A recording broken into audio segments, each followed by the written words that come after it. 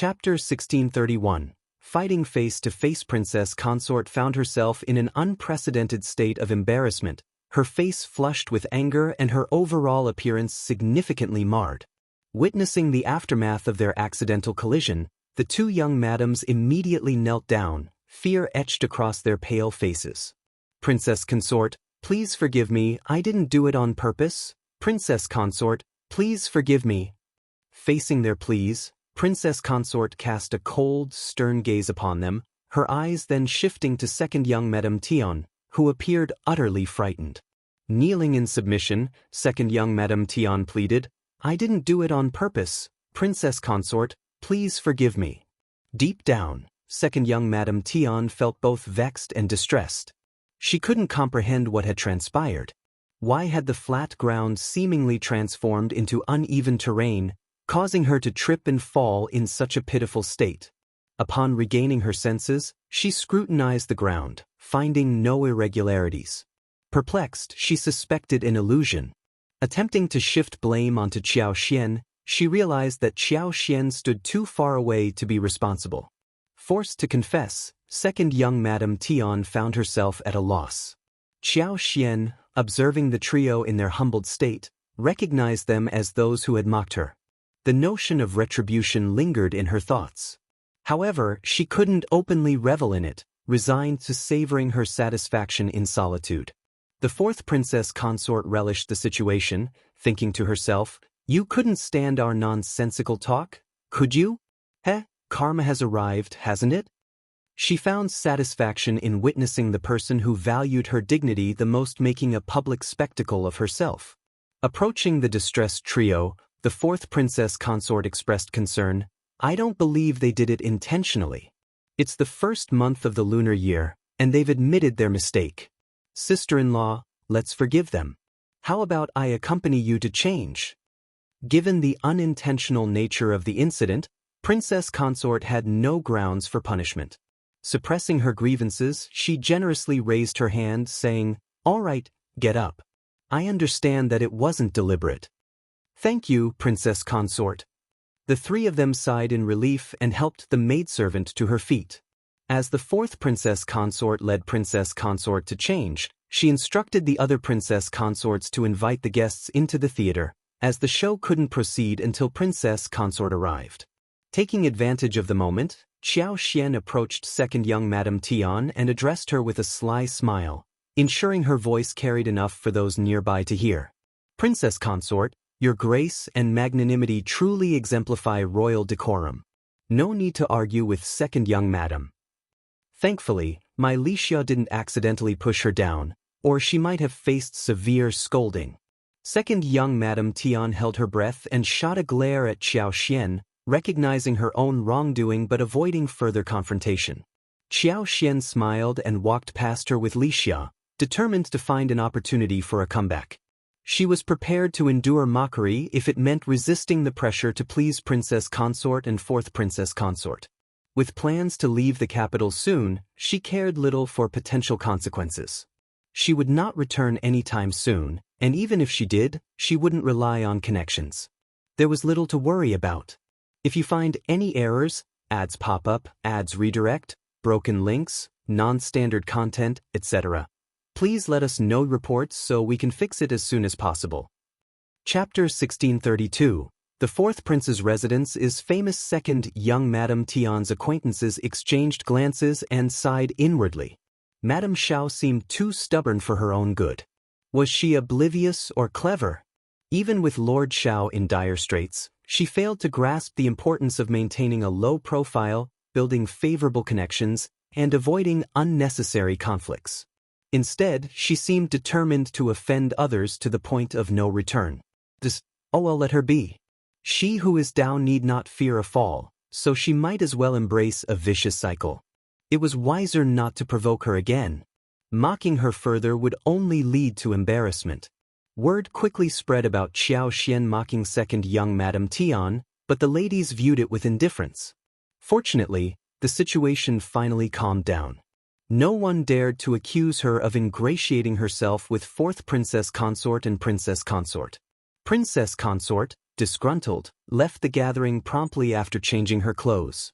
Aware of her mood, the fourth princess consort saw her off.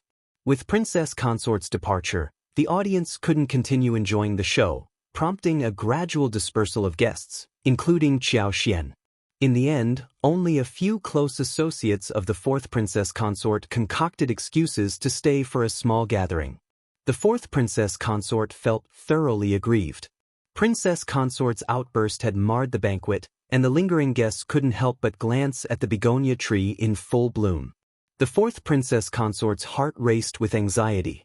To dispel the joy, she ordered red silk to be fetched and draped over the tree. After all, the blooming flower was deemed too peculiar. Heretical and untimely, the blossoming of the crabapple tree posed an awkward situation for the fourth princess consort. The incident occurred during the banquet, and its conspicuousness made it impossible to conceal. Now, she had the daunting task of devising an explanation for the public. Xianxia seemed to revel in creating headaches for her, preventing her from finding further trouble. The thought of presenting her with a unique gift, ensuring her name echoed throughout the capital, filled princess consort with satisfaction, despite harboring anger within. Returning home, she shed her cumbersome attire and erupted in frustration. It was evident that the fourth princess consort orchestrated this intentionally, making things challenging for her. The arrogance and meddling of the Tian family irked her, and Xiaoxian's distant attitude upon seeing Xiao Yunduan puzzled her. What did she imply? None of them are trustworthy. News of the sudden blossoming of a crabapple tree in the fourth prince's residence spread rapidly, accompanied by vivid descriptions. Many reacted with disbelief, deeming the situation absurd. Despite initial skepticism, the solemn vows and first-hand accounts from family members compelled people to reluctantly accept this improbable truth. Various interpretations emerged, with some seeing it as an auspicious sign and others deeming it ominous. The fourth prince's faction remained silent. The fourth prince was irate, viewing the incident as unfavorable. An auspicious sign in his residence? He is just a prince. The omen should be occurring in the palace or the crown prince's residence, not in his. What would his father and the crown prince think of him? If you find any errors, ads pop up, ads redirect, broken links, non-standard content, etc., please let us know reports so we can fix it as soon as possible. Chapter 1633. She doesn't understand. How was he going to explain this? Could it be that he had to claim it was an evil creature? That would be inauspicious. The fourth prince could not help but scold the fourth princess consort. The fourth princess consort felt wronged. How was she supposed to know that this would happen? If she had known, she would not have attended the banquet that day. Sure enough, the emperor had heard the news too. He even sent a young eunuch to the fourth prince's mansion to investigate. The fourth prince was scared out of his wits. He insisted that he didn't know what was going on either. It must be that this crabapple tree was good-looking, energetic, and overnourished. To bloom just like that? This wasn't a sudden bloom. There were flower buds on the tree to begin with, but they weren't conspicuous. No one paid attention, so they naturally neglected it. Then, because of the warm weather, they all bloomed at once. There were all kinds of strange things in the world. The fourth prince even suggested that it was indeed rare to see a crabapple tree bloom so well at this time. Why not have someone carefully dig it out and send it to the palace so that father could admire it? The young eunuch did not dare to make this decision and went back to report in detail. The emperor didn't want the tree. He said that it wasn't easy for the crabapple tree to grow so big. He would keep it for himself. Seeing that his father had no intention of blaming him for this, the fourth prince heaved a sigh of relief. While the fourth prince heaved a sigh of relief, the crown prince felt very uncomfortable. An auspicious sign? What kind of auspicious sign did his fourth brother want? Was he not even going to hide it? Although many people said that this matter was too strange and most likely not a good thing, the crown prince was more inclined to believe it. However, there were still individuals who insisted that this was an auspicious sign. This matter lodged like a thorn in his heart, causing him profound unease and discomfort. Prompted by a reminder, the crown prince suddenly recollected that Xiaoxian was the one who had rescued the peony flowers in the court. Perhaps she possessed more knowledge about such matters than anyone else. Consequently, he urged Princess Consort to dispatch someone to consult Xiao Xian. Princess Consort, though displeased, did not dare to rebuff the Crown Prince's request, so she sent Auntie Liang on the errand. Auntie Fu expressed her desire to go, but Princess Consort declined. She couldn't fathom why Auntie Fu persistently tried to convince her that she had misunderstood Miss Qiao. She refused to heed her advice and harbored no inclination to entertain any positive remarks about Miss Qiao. Auntie Liang adopted a much more agreeable attitude this time. Bearing the Crown Prince's mission in mind, she recognized Xiao Xian's reputed temperament and refrained from putting on airs. After all, even if Xiao Xian became the target of the Crown Prince and Princess Consort's disdain, it wouldn't bode well for Auntie Liang. Xiao Xian hadn't anticipated a visit from the East Palace for such a matter. Wasn't this an exaggeration? Although Xiao Xian expressed her surprise, she couldn't explain why, so she offered her apologies. Auntie Liang displayed no surprise. Xiao Xian knew about peony flowers, but expecting her to be an expert on all flowers would be unreasonable. Smiling, Auntie Liang advised, "In that case, I'll convey this message to you. Moreover, it's best to keep this knowledge to yourself. Disclosing it may lead to unwarranted speculation and complications. What are your thoughts, Madame Xiao?" She wanted her to remain discreet. Xiao Xian nodded. "Certainly." Auntie Liang departed satisfied. When the fourth Princess Consort extended an invitation to Xiao Xian for the banquet, and when Princess Consort organized the event, she didn't want to exclude Xiao Xian, so she invited her as well. Xiao Xian found herself spending another day in the Crown Prince's mansion. If you find any errors, ads pop up, ads redirect, broken links, non-standard content, etc., please let us know reports so we can fix it as soon as possible. Chapter 1634, Cloudwater Town. It wasn't until the 11th that Xiao Xian and Xiao Yunduan finally took a break and headed straight to Cloudwater Town with Li Xia and their companions. On the farmland in Cloudwater Town, land lay bare and untended. The earliest they could start cleaning and preparing the land would be February. Actual farming would commence when the weather warmed up, with the subsequent 2 rounds of spring rain nurturing the soil. Despite the barren fields, the manor was brimming with activity. Xiao Xian had become a favorite among the children, who adored her warmth and the abundance of sweets, snacks, and fruits she shared. Xiao Xian enjoyed preparing various foods. With a sizable crowd around, cooking might be inconvenient, but barbecue, dumplings, buns, and steamed rice cakes proved to be practical choices. Laughter echoed through the entire courtyard every day. Occasionally, when the weather permitted, Xiao Xian and Xiao Yunduan would venture out to climb mountains. Under the vast sky and expansive landscape, clarity and openness prevailed. Yi, Sun Bai, and Sun Qian excelled at hunting, and Xiao Xian's interest in hunting rekindled. She joined them in the forest for a hunting expedition. Winter prey tended to be adept at hiding and less active, making it a challenging time for hunting with limited harvest expectations. Yet, Xiao Yunduan had no expectations as long as his wife was happy. Sun Bai, Sun Qian, and the others were eager for the outdoor activity. Additionally, Liu Fu, Guan, and several others formed a sizable team. With Xiao Xian leading the way, even winter hunting promised a fruitful outcome. After successfully hunting more than 10 pheasants and rabbits, Sun Bai and the others were elated. They discovered a surprisingly abundant array of prey in the forest near Cloudwater Town. It turned out to be an excellent hunting ground. Their luck today was exceptionally good. They successfully hunted 2 wild goats, one weighing approximately 60 to 70 caddies and the other around 50 caddies. Gleefully, they carried their prized catches back. Upon returning to the farm, a crowd gathered to witness the commotion. Xiao Xian reserved a leg of lamb, some lamb chops, mutton, and haggis for themselves, while the rest was handed over to the women in the large kitchen for cooking the next day. Joy radiated through the farm. Zheng Sang and the others joined Xiao Xian and Xiao Yunduan for dinner. Fresh lamb bones were stewed along with the mutton, and a hearty bowl was served with cabbage, vermicelli, scallions, and coriander.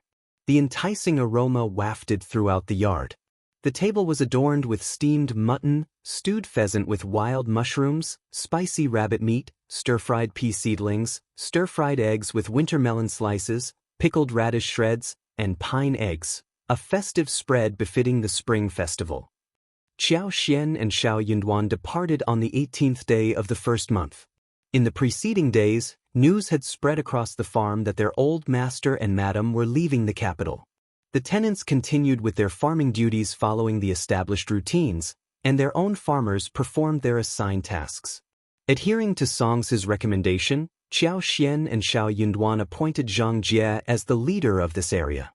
Zhao Shu would send periodic checks on Xianxia, and Xianxia provided a means for him to communicate with Zhao Shu.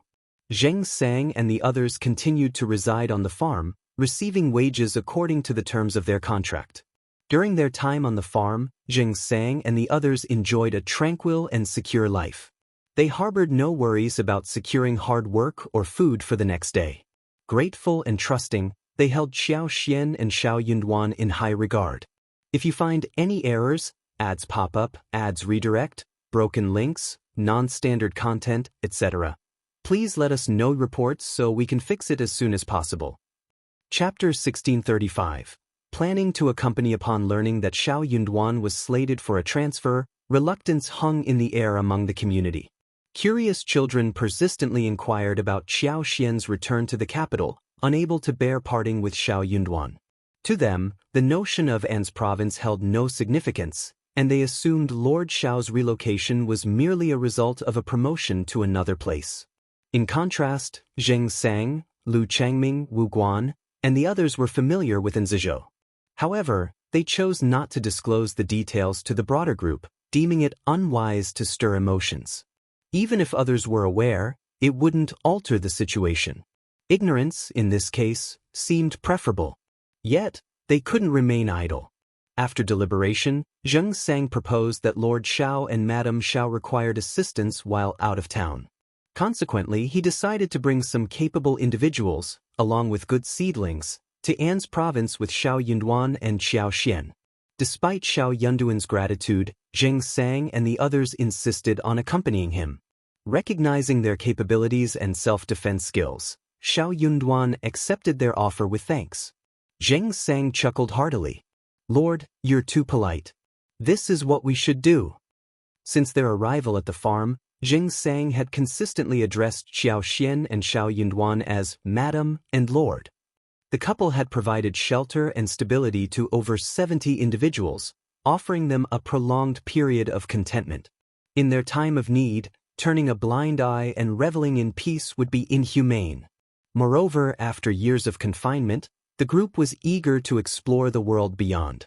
Following thorough discussions, Zheng Sang and the others decided that Zheng Sang, Wu Guan, and Yang Mu, a returning army veteran, would be accompanied by 10-year-old Lu Qian, Mo Li, Liu Fu, Madame Song, Shower, Qing Lian, Ms. Miao, and Xiao, a total of 11 people. If Xiao Er expressed the desire to go, Ms. Song wouldn't hinder her son. Naturally, she would follow suit. Ms. Miao took the initiative to join, being close to Ms. Song. With a companion in tow, it would be convenient for household tasks and organizing for the journey. Qiao, unable to bear parting with Qing Lian, was overjoyed. Thus, the decision was finalized. Lu Changming, Song Guangyao, and others stayed at the manor to attend to the remaining people and manage the estate. With the decision made, preparations were underway. Given the considerable distance, procuring a carriage became imperative. A pre-made one wouldn't suffice. Modifications were needed to enhance sturdiness and comfort. 11 people would require at least 3 carriages, 2 for seating and 1 for luggage.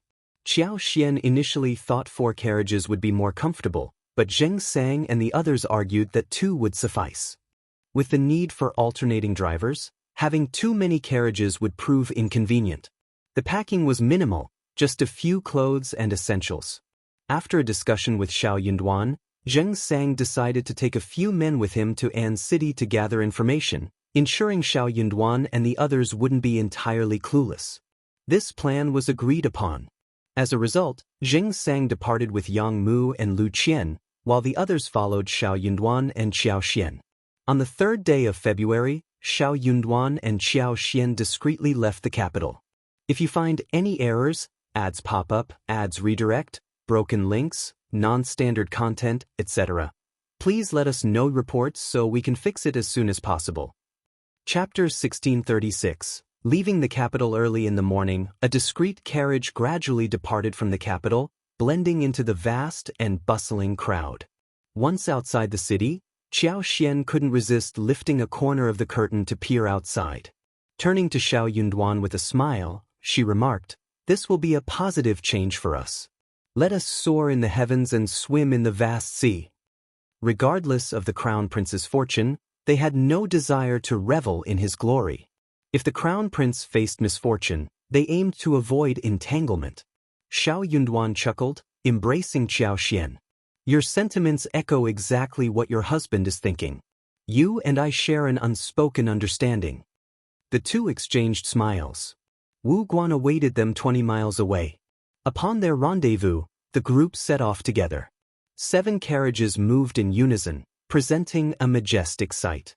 However, for travelers embarking on a long journey, their luggage was surprisingly minimal. The crown prince contemplated whether he should meet Xiao Yunduan before his departure. Despite everything, Xiao Yunduan was still aligned with him. Xiao Yunduan's stubbornness kept him from betraying the crown prince. In the crown prince's heart, he still held admiration for Xiao Yunduan and wished for him to reconsider. Yet, summoning him for a meeting might imply a concession, making the crown prince feel somewhat embarrassed, typical of his indecisive nature. However, Xiao Yunduan had already set out before the crown prince could make a decision. After Xiao Yunduan's departure, the crown prince felt a twinge of annoyance. Princess Consort sensed his thoughts and attempted to persuade him. "You've done everything you could for Lord Xiao. Without your recognition and support, he wouldn't have achieved such prominence with his background and lack of connections. He wouldn't have offended the Tian family upon arriving in the capital because of Ms. Qiao. These are all your doings. He could have had a better future, but because of Ms. Qiao, he chose this path and let down your kindness and expectations. In my opinion, he's a fool. It's good that he's gone. Crown Prince, you don't have to blame yourself. You didn't do anything wrong."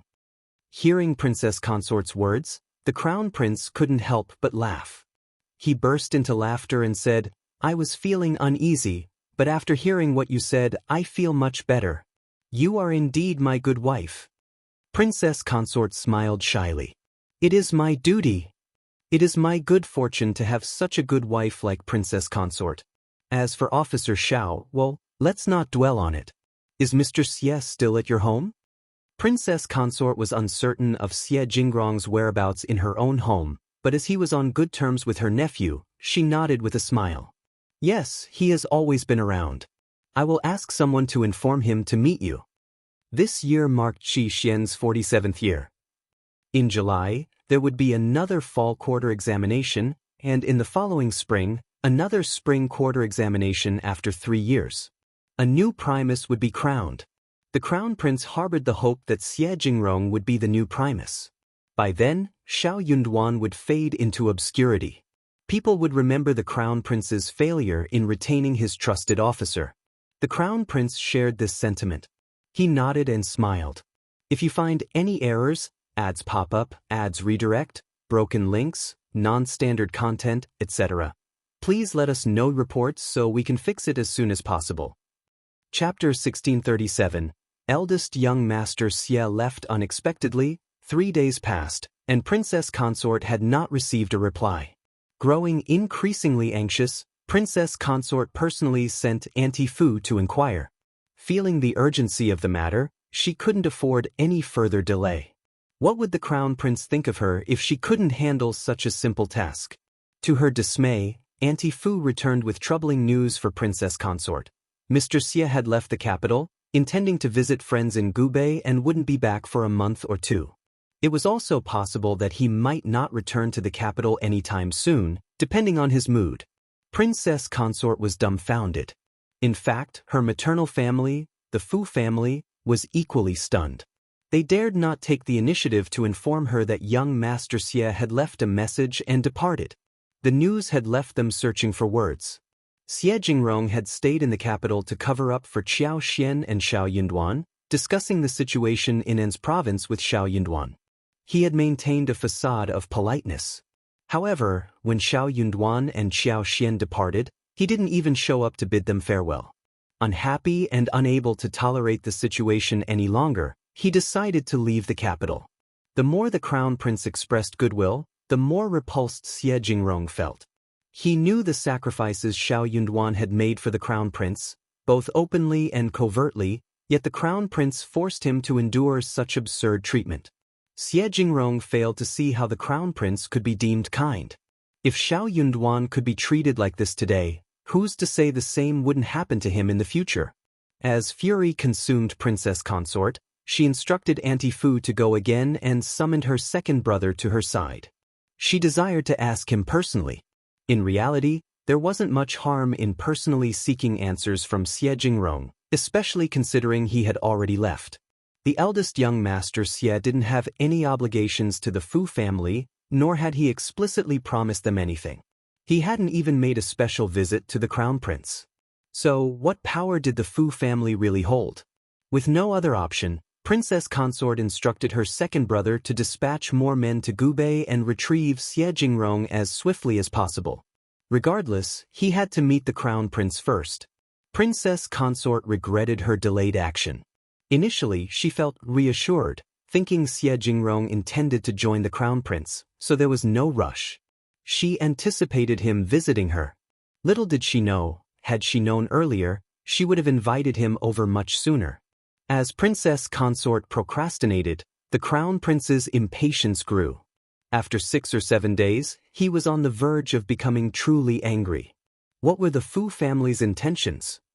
Yet, receiving no updates from the individuals sent to Gubei, Princess Consort had no choice but to reveal the truth to the crown prince. His fury erupted upon hearing the news. What was wrong with the Fu family? They couldn't even retain a person. Weren't they claiming that Xie Jingrong got along well with the young masters of the Xie family? Did someone offend them? Why would Xie Jingrong leave so abruptly? Despite his frustration, the crown prince clung to hope. If the Fu family had offended someone, as long as Xie Jingrong was truly committed to pursuing an official position, he would surely return. Patience was all that was needed. Crown Prince scolded Princess Consort, instructing her not to offend Xie Jingrong when he returned. Additionally, he emphasized the importance of reporting any issues promptly rather than concealing them. Princess Consort inwardly sighed in relief, promptly agreeing to the Crown Prince's instructions. If you find any errors, ads pop up, ads redirect, broken links, non-standard content, etc., please let us know reports so we can fix it as soon as possible. Chapter 1638. On the road, Xiao Xian, Xiao Yunduan, and the others departed from the capital without hesitation. 3 days later, they had already distanced themselves significantly, covering over 700 miles of travel. Fatigue set in, prompting them to slow down. They adopted a more leisurely pace, not setting off early each day and checking into a hotel around 4 in the afternoon. An's province lay in the southeast of the Great Qin Empire. To travel south from the capital, one had to take a dry road, covering approximately 2,600 kilometers. Under normal circumstances, the journey would require around 20 days. Heading south proved more challenging, especially as they entered territories marked by crisscrossing mountains and ridges. Traveling 100 miles a day was the carriage's limit, and sometimes it was even less. Qiao Xian, Xiao Yunduan, and their companions anticipated spending at least a month on this leg of their journey. Fortunately, they had ample time before assuming office. They only needed to arrive within 2 months, allowing them to progress slowly. The extended trip proved enjoyable. Passing through vibrant towns with distinct local characteristics, they would settle down early. This allowed them time to explore local markets, savor regional delicacies, and purchase items for the road. However, transporting local specialties proved challenging due to the journey's length.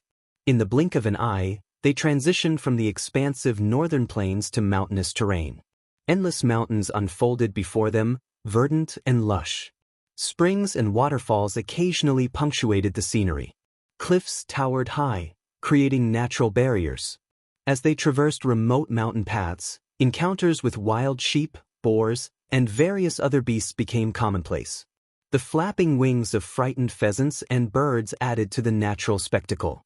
On one occasion, they even spotted a large white-fronted tiger crouched on a distant cliff, stirring excitement among the group. Considering their combined strength, confronting a large tiger posed no problem for them. Had it not been for the distance and time constraints, Sun Bai, Sun Qian, Yi, and others would have eagerly tested their mettle against the formidable feline. As they journeyed further south, the temperature gradually rose. The landscape transformed with the flourishing of grass, the flight of orioles, and the blooming of various wildflowers. The mountains and wilderness turned into a captivating scene, adorned with colorful blossoms that complemented the young leaves and fresh grass. The air carried a melange of fragrances, flowers, grass, leaves, soil, and the warmth of the spring sun, refreshing the senses, inducing joy, and expanding their horizons. Their group, venturing into An's province, was likely unprecedented. Xiao Yunduan had severed ties with the crown prince, making him appear unlikely to rise again in the eyes of others. For the next few years, he was perceived as a non-threatening figure. In these circumstances, Xiao Yunduan enjoyed a sense of security. No intelligent prince would attempt to scheme against him at this juncture. Being the emperor's primus, Xiao Yunduan remained a figure of significance, and the emperor might remember him at any moment. Therefore, it made more sense for potential rivals to focus on gaining favor within the imperial court rather than plotting against him. With this understanding, Xiao Yunduan and his men approached the journey with a relaxed mindset. Nevertheless, Sun Bai and Sun Qian remained vigilant. Daily, they assigned professional scouts to monitor any signs of abnormal activity. They strategically rested during the day, arranging their schedules with caution. If you find any errors, ads pop up, ads redirect, broken links, non-standard content, etc., please let us know reports so we can fix it as soon as possible. Chapter 1639. Added within a few days, Wu Guan and the others were completely swayed by Sun Bai and Sun Qianxin, readily following their orders. During their journey, as they passed through bustling towns, the group visited brokers to scout for potential talents. Qiao Xian and Xiao Yunduan had limited personnel at their disposal, and Song's experience, along with Qin Yan's versatility, were insufficient. By the halfway point of their trip, they had essentially acquired everything they needed. 4 new girls named Kai Hua, Kai Yue, Kai Ming, and Kai Yun, aged between 12 and 14, joined the group. Li Chuan and Li Xia took charge of looking after them. Upon reaching their destination, Li Qiao and Li Xia would serve as Qiao Xian's attendants, managing internal and external affairs, while the 4 girls handled miscellaneous tasks. Mian Mian, having worked as a street vendor from a young age, proved to be intelligent and adept at quick-witted tasks. Qiao Xian, impressed with her capabilities, decided to mentor her. Mian Mian made significant progress in accounting, and Qiao Xian planned to gradually entrust her with account books and some properties. Mian Mian's enthusiasm for the job was evident, her eyes lighting up when handling calculations. In this respect, Li Xia and Li Qiao couldn't compare. They found accounting challenging, and although Qiao Xian had tried teaching them before, she eventually gave up. 2 more families, Xia Sanjiao and his wife with a pair of children, and Kaiyu's parents, were added to the group. Qiao Xian named the 4 page boys Jia, Yi, Bing, and Ding, around 13 or 14 years old, and assigned them to Songshi. Sun Bai and Sun Qian aimed to select promising individuals for martial arts training, but they only identified 3, all under the age of 12. As a result, the entire team nearly doubled in size, requiring 3 additional carriages. Fortunately, the remaining journey was not extensive, and in a few days, they would reach their destination. On a particular day, Qiao Xian's secret could no longer be concealed. She was pregnant, nearly 3 months along. She had kept this information from Xiao Yunduan, fearing that if he knew, he would hesitate to leave the capital. Despite initial worries, Qiao Xian found solace in the belief that her superpower would safeguard her child. When Xiao Yunduan heard the news, he was stunned. His immediate concern was for Qiao Xian's well-being, anxiously holding her hands and attentively inquiring about her health, fatigue, and cravings. Amused, Xianxia laughed, instructing him to treat her as he always had. Xiao, however, couldn't fathom it being the same and grew increasingly worried. He suggested having Yi and Sun Bai stay with her or proposed returning to their house. He believed her life would be better and happier in Xiaoding village. Her mother and sister-in-law would be overjoyed at the news, and the extended family could assist in taking care of her. Most importantly, it would be much safer at home. Yet, Xianxia firmly refused. She pressed herself into his arms, declaring that she would only go where he went. Looking up at him with a gentle smile, she teased, "If I don't guard you, countless fairies will pounce on you. If you find any errors, ads pop up, ads redirect, broken links, non-standard content, etc. Please let us know reports so we can fix it as soon as possible." Chapter 1640. Pregnant caught between laughter and tears, Xiao insisted, "I promise, absolutely not." But Xianxia refused to listen, covering her ears defiantly. "I'm not listening." Xiao attempted to speak, but Xianxia persisted, playfully blocking out his words. After a brief standoff, Xiao decided to revisit the topic. "Why didn't you tell me that you're pregnant? If I hadn't sensed something was amiss, how long were you planning to keep it from me?" Feeling a pang of guilt, Xianxia rolled her eyes and snuggled against his chest. "I found out myself not long ago, because I was on the road. On the road?" Xiao found the explanation odd but initially didn't dwell on it. However, upon reflection, he berated himself for being foolish. Although her appearance hadn't changed, her actions and eating habits had become more cautious. He recalled her constant claims of tiredness and reluctance to be touched since leaving the capital. At the time, he attributed it to concerns about Anne's province. Now, he realized it was more than that. He chided himself for not paying closer attention and waiting until today to notice. Unconvinced by Xiaoxian's explanation, Xiao couldn't bring himself to believe it. Feeling a hint of panic, Xiaoxian changed her story. "I found out a few days ago, but I was afraid you would keep me here, so I kept it a secret. I've been trying to find the right time to tell you, but I haven't found the opportunity. Anyway, you know now." "Look, I'm fine." Xiao struggled to control his anger. "You're right. Luckily nothing happened, otherwise." He couldn't even bear to think about the potential consequences.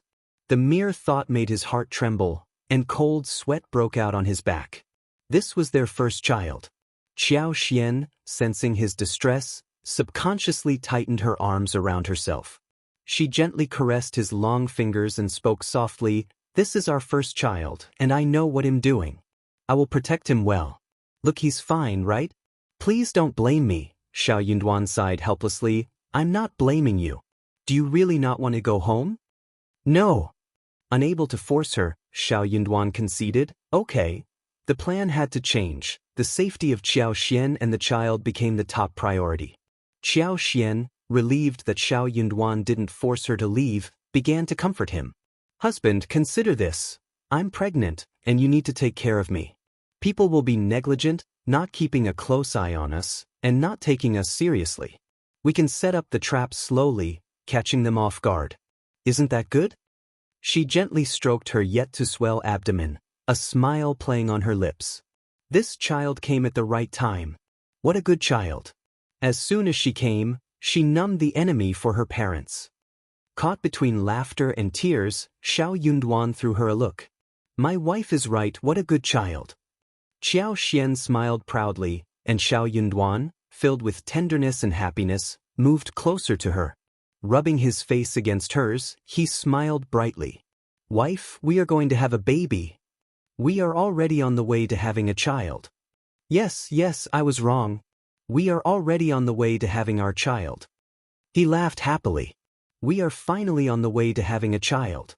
If you find any errors, ads pop up, ads redirect, broken links, non-standard content, etc. Please let us know reports so we can fix it as soon as possible." Chapter 1641. Be careful. Xiaoxian's heart melted as well. She looked up at him with a smile and couldn't help but kiss him. "Husband, Have you been waiting for this child for a long time? Xiao leaned against Xiao Yunduan and asked slowly. Of course not. Xiao Yunduan burst into laughter and took her in his arms. We will have a child sooner or later. Xiao almost asked what if she was not able to give birth, but then she realized that what she said was inauspicious. The baby in her stomach was so aggrieved. So she changed her words and said with a smile, Yes, I think so too. After some thought, she added, I want to have a girl and a boy. Xiao Yunduan smiled, looking even more gentle. I want to do. Let's work hard. Xiao burst into laughter and blushed. Still concerned, Xiao Yunduan asked someone to get a doctor to check on her. The news of Xiao's pregnancy was also announced. Everyone was happy for them and congratulated them endlessly. Xiao Yunduan looked very happy and full of smiles. He asked Wuxia and Qiao to cook the eggs and distribute them to everyone. He also gave out numerous red packets, making everyone very happy. After the doctor carefully examined her, he also congratulated her with a smile, indicating that the child in Madame Xiao's stomach was very healthy. Both mother and child were in excellent condition. Xiao Yunduan, still in disbelief, asked for more details and then requested Xianxia to bring another doctor. He only felt at ease when the two doctors confirmed the same result. Caught between laughter and tears, Xiao said to him with a smile after the second doctor left, Are you relieved now? Xiao Yunduan looked at her with a smile. How could he be assured? They still had to travel. Although the doctor said that as long as she walked slowly, took care of herself on the way, paid attention to rest, and checked regularly, she should be fine. In this situation, she didn't even need to take pregnancy-stabilizing medicine. However, this was his wife and son after all. No matter how well the doctor spoke, he couldn't remain calm when he thought of the journey. As for what his unreliable wife said about, just like before, that was even more impossible. Other officials' wives were pregnant. Who didn't serve them well? Who was like his wife? She was actually still traveling. Just thinking about it made his heart ache. It was really too unfair to her. Thinking of this, Xiao Yunduan took care of her carefully. From this day onwards, the group's speed clearly slowed down. They had initially covered a day's journey, but now, it took 2 days. For those with better road conditions, the originally 2-day journey now took 3 days. No one had any objections. They felt that this was how it should be.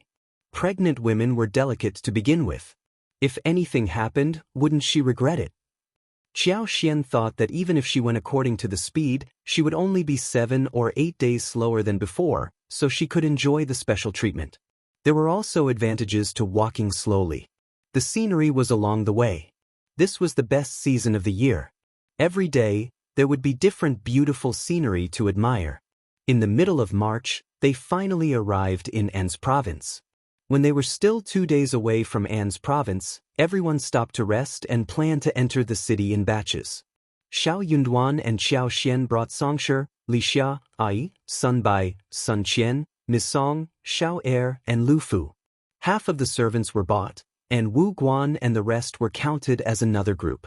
If you find any errors, ads pop up, ads redirect, broken links, non-standard content, etc., please let us know reports so we can fix it as soon as possible. Chapter 1642. Entering the city. After Guan and the others entered the city, they found an inn to stay in before contacting each other. On March 11th, Xiao Yunduan arrived at An's city in the afternoon with his wife and his men. From afar, they could see the gray city wall that was neither tall nor short. The surroundings were filled with undulating mountains and forests. In late spring, the trees and grass were lush, making it look even deeper. Amidst the surrounding mountains, such a gray city looked even more lonely, desolate, and bleak. It was unknown if it was because of their preconceived notions, but when everyone looked at the city wall, the yellow soil, and the bumpy official road, they subconsciously felt desolate and sinister. Even though the sun was shining brightly, it still made people subconsciously nervous. After all, this was a bandit's nest. An's prefecture city was very large, but the population didn't seem to be high. There were only a few pedestrians and horses on the official road that entered and exited the city gate, making it look very deserted. In such a cold environment, Xiao, Xiao Yunduan, and the other 6 carriages were very conspicuous.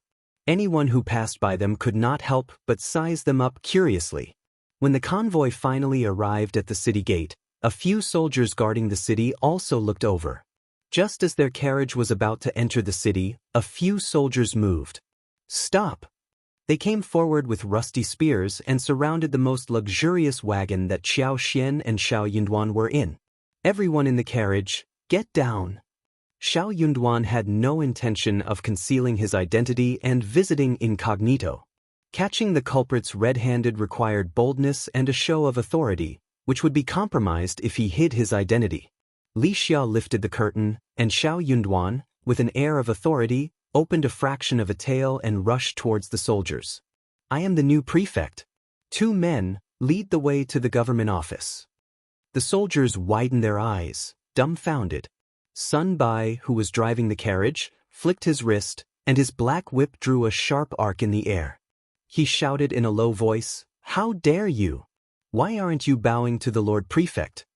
Although these soldiers couldn't read, they were familiar with official seals and the decorum surrounding them. No one would be so audacious as to make such a jest in broad daylight. While they knew the new prefect would assume office soon, no one expected him to enter the city so discreetly. Reprimanded by Sun Bai, the soldiers' hearts trembled, and they hastily knelt down. "Greetings, Lord." "Greetings, Lord." It seemed that with just 6 people, the illusion of a bustling scene was successfully created. Xiao Yunduan commanded, "Get up." Casually pointing at the 2 soldiers in front, he continued, "You 2, lead the way. The rest, return to your posts." The bewildered soldiers led the way while the others stood guard, looking at each other in confusion. Why did this prefect seem so different from the others? And why had he let them off so easily? "Hey, what are we waiting for? Hurry up and report it." "Oh yes. If you find any errors, ads pop up, ads redirect, broken links, non-standard content, etc., please let us know reports so we can fix it as soon as possible." Chapter 1643, Reception Soon. The 4 of them hastily made their escape, dispersing without a clear plan on where to report. Word of the prefect's imminent arrival quickly circulated. Upon reaching the state office, Xiao Yunduan, Qiao Xian, and the others found Deputy Prefect Guan Feng waiting outside, accompanied by fellow officials. A modest gathering of around 20 people stood nonchalantly, engaging in casual conversations with an air of indifference. Xianxia and Qingyan assisted Xiao Yunduan out of the carriage, and attendants flocked around him. Deputy Prefect Guan was momentarily taken aback but quickly led the group forward, extending a courteous greeting with a smile. "Are you Lord Xiao of Xiao Prefect?" Xiao Yunduan nodded. "Yes, I am." "Greetings, Lord." "Greetings, Lord." Deputy Prefect Guan promptly bowed with a smile. "I've eagerly awaited Lord Xiao day and night. You finally arrived. My lord, you're too discreet. It would have been better to send notice ahead, allowing me to greet you outside the city upon receiving the news. It wasn't intentional. We were pressed for time. Please forgive us, Lord." Understanding, Xiao Yunduan, looking fatigued, nodded. "I appreciate your understanding. You may go for now, we can discuss matters later." Deputy Prefect Guan, "Is it? Lead me to the back office." Yes. "My lord, please come in. You must be exhausted from the journey. Head to the back office and rest." Deputy Prefect Guan eagerly nodded, dismissing everyone. He then guided Xiao Yunduan and the others to the rear entrance of the government office. In his 40s or 50s, Deputy Prefect Guan possessed a sturdy, middle-class physique with slightly dark skin. His thick, black eyebrows overshadowed his pupils, creating a distinctive appearance. Despite his friendly demeanor and constant smiles, he seemed good-tempered, showering Xiao Yunduan with flattery and praise as they walked. Qiao Xian was deeply moved by the conversation, finding it remarkably familiar, as if they were long-lost friends finally reunited. As they strolled through the back office, they entered the courtyard, where a few servants from the back office warmly greeted them. Deputy Prefect Guan rushed to summon them for assistance with the horses and luggage, but Xianxia intervened. With a friendly smile, Xianxia spoke, "Our lord and madam have minimal luggage. We can handle it ourselves. There's no need to trouble everyone. The servants turned their gaze toward Deputy Prefect Guan.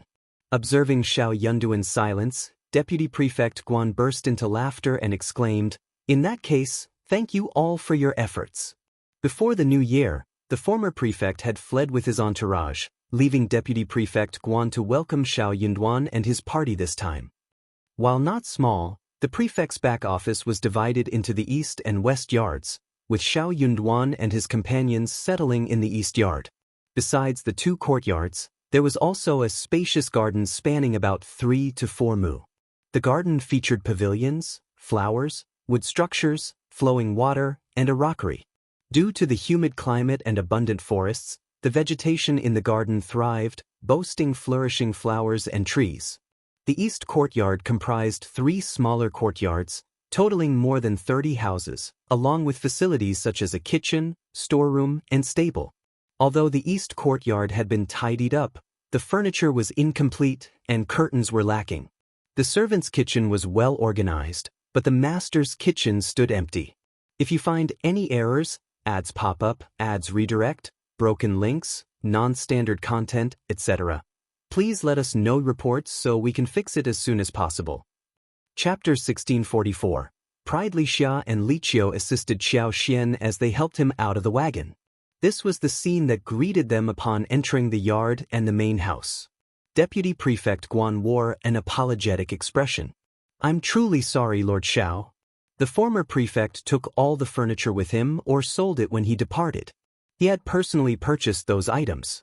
"Shall I arrange for someone to buy replacements from the shop?" "No need.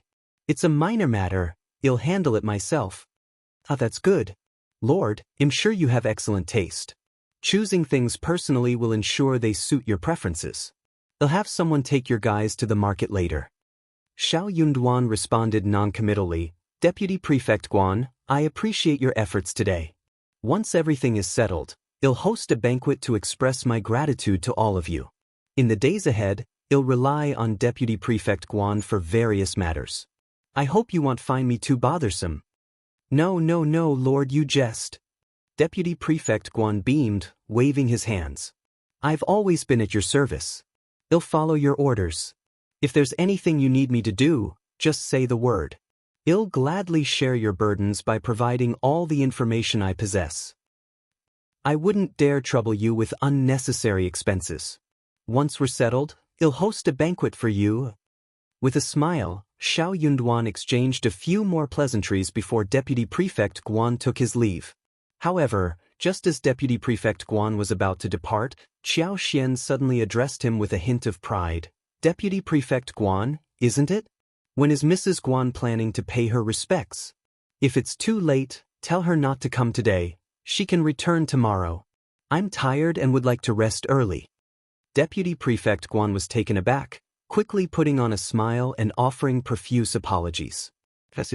"She is not feeling well today, so she didn't make an appearance. Please forgive me, Madam Xiao. Tomorrow, when she feels better, I'll definitely ask her to come over to pay the respects." Xiao Xian remained unyielding, scoffing. "Not feeling well? What a coincidence." She stopped just short of accusing her of feigning illness. Even though Deputy Prefect Guan possessed a smooth tongue and eloquence, Xiao Xian's words caught him off guard. In his view, maintaining mutual respect and harmony was essential. Everyone should be in good spirits. Encountering someone who didn't show any courtesy was genuinely, nevertheless, Deputy Prefect Guan, resembling a benevolent Buddha, recovered swiftly from his momentary surprise, and his face soon lit up with smiles once again. His smile exuded warmth. "Ha, Madam Xiao, you do have a knack for humor. My wife has always been delicate. Just a few days ago, she was mentioning you and eagerly anticipating your arrival." Xiao Xian's expression softened slightly. She shot him a glance and said nothing more. After exchanging a few more pleasantries, Deputy Prefect Guan truly took his leave. Songshi dismissed the 2 men and 2 maidservants who had been serving in the courtyard. Closing the courtyard door, everyone set to work, carrying luggage and dividing tasks. Inside the main room, an arhet bed, an 8-seat table, chairs flanking each side of the table, a long table, and an immovable ancient shelf partition were the only furnishings. Taking charge, Xiao Yunduan directed Li Xia, Li Qiao, and the others to prepare the arhat bed. He assisted Xiao Xian in sitting down, saying, "Wife, take a rest. Li Xia, head to the kitchen and boil some hot water. Retrieve the box of snacks and place it on the table so we can satisfy our hunger. If you find any errors, ads pop up, ads redirect, broken links, non-standard content, etc. Please let us know reports so we can fix it as soon as possible." Chapter 1645. Harmony on surface. Xiao Xian's hunger was unmistakably apparent, and she couldn't bear the pangs any longer. She smiled and asserted, "I'm not that delicate." Xiao Yunduan remarked, "You're not squeamish, you are pregnant." This prompted another laugh from Xiao Xian. Glancing at him, she inquired, "Husband, what's your impression of Deputy Prefect Guan?" Recalling Xie Jingrong's insights, Xiao Yunduan replied, "As Brother Xie mentioned, Deputy Prefect Guan is quite diplomatic. Though exceedingly amiable, such individuals often proved challenging to befriend. After all, some could effortlessly wear a smile in public but backstab without a second thought. Some executed the act with a cool detachment, without a hint of hesitation." Before arriving in An's province, both Xiao Yunduan and Xiao Xian had heard that Deputy Prefect Guan belonged to the latter category. Despite the changing prefects in An's, Deputy Prefect Guan had maintained his position for a decade. Surviving contentedly in such an environment required a shrewd and resilient character. Throwing a glance at Xiao Xian, Xiao Yunduan sighed, "Why did you provoke him just now?" Xiao Xian smiled, proudly straightening her back. "I'm the prefect's wife, a local tyrant. Why can't I be a bit assertive? Being overly kind isn't necessary here. Initiating a confrontation, putting someone in their place, or establishing dominance provides an advantageous position. Let them understand that I'm not someone to be trifled with. It will help them exercise restraint. Didn't we agree on this?" Xiao Yunduan sighed with a helpless smile. While they had discussed such strategies before, he hadn't anticipated Xiao Xian's pregnancy. Now aware of her condition, he preferred avoiding unnecessary risks. His current priority was to lead a stable and conservative life until after she gave birth. However, he hadn't found the time to discuss this with her during the journey.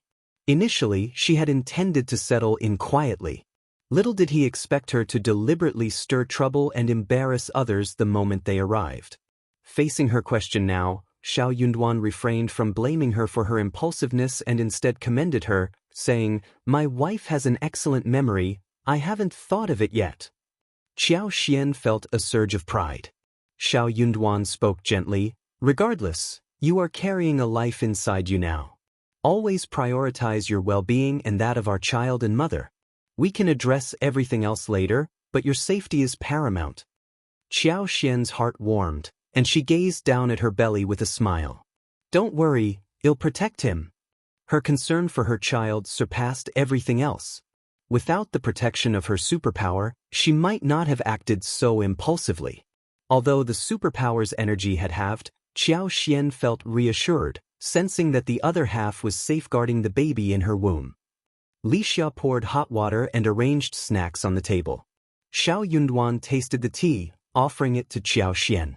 Thirsty and hungry, Xiao Xian ceased talking, focusing on drinking water and eating. After a while, Xianxia entered and provided a detailed report. The courtyard was now empty, and numerous items needed purchasing. He presented a lengthy list for the two masters to review.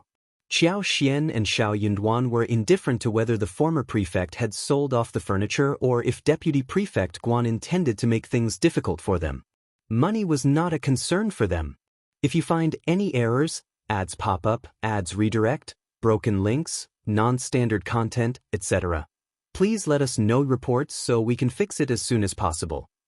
Chapter 1646. Mrs. Guan's dissatisfaction. They paid little attention to the possessions of others.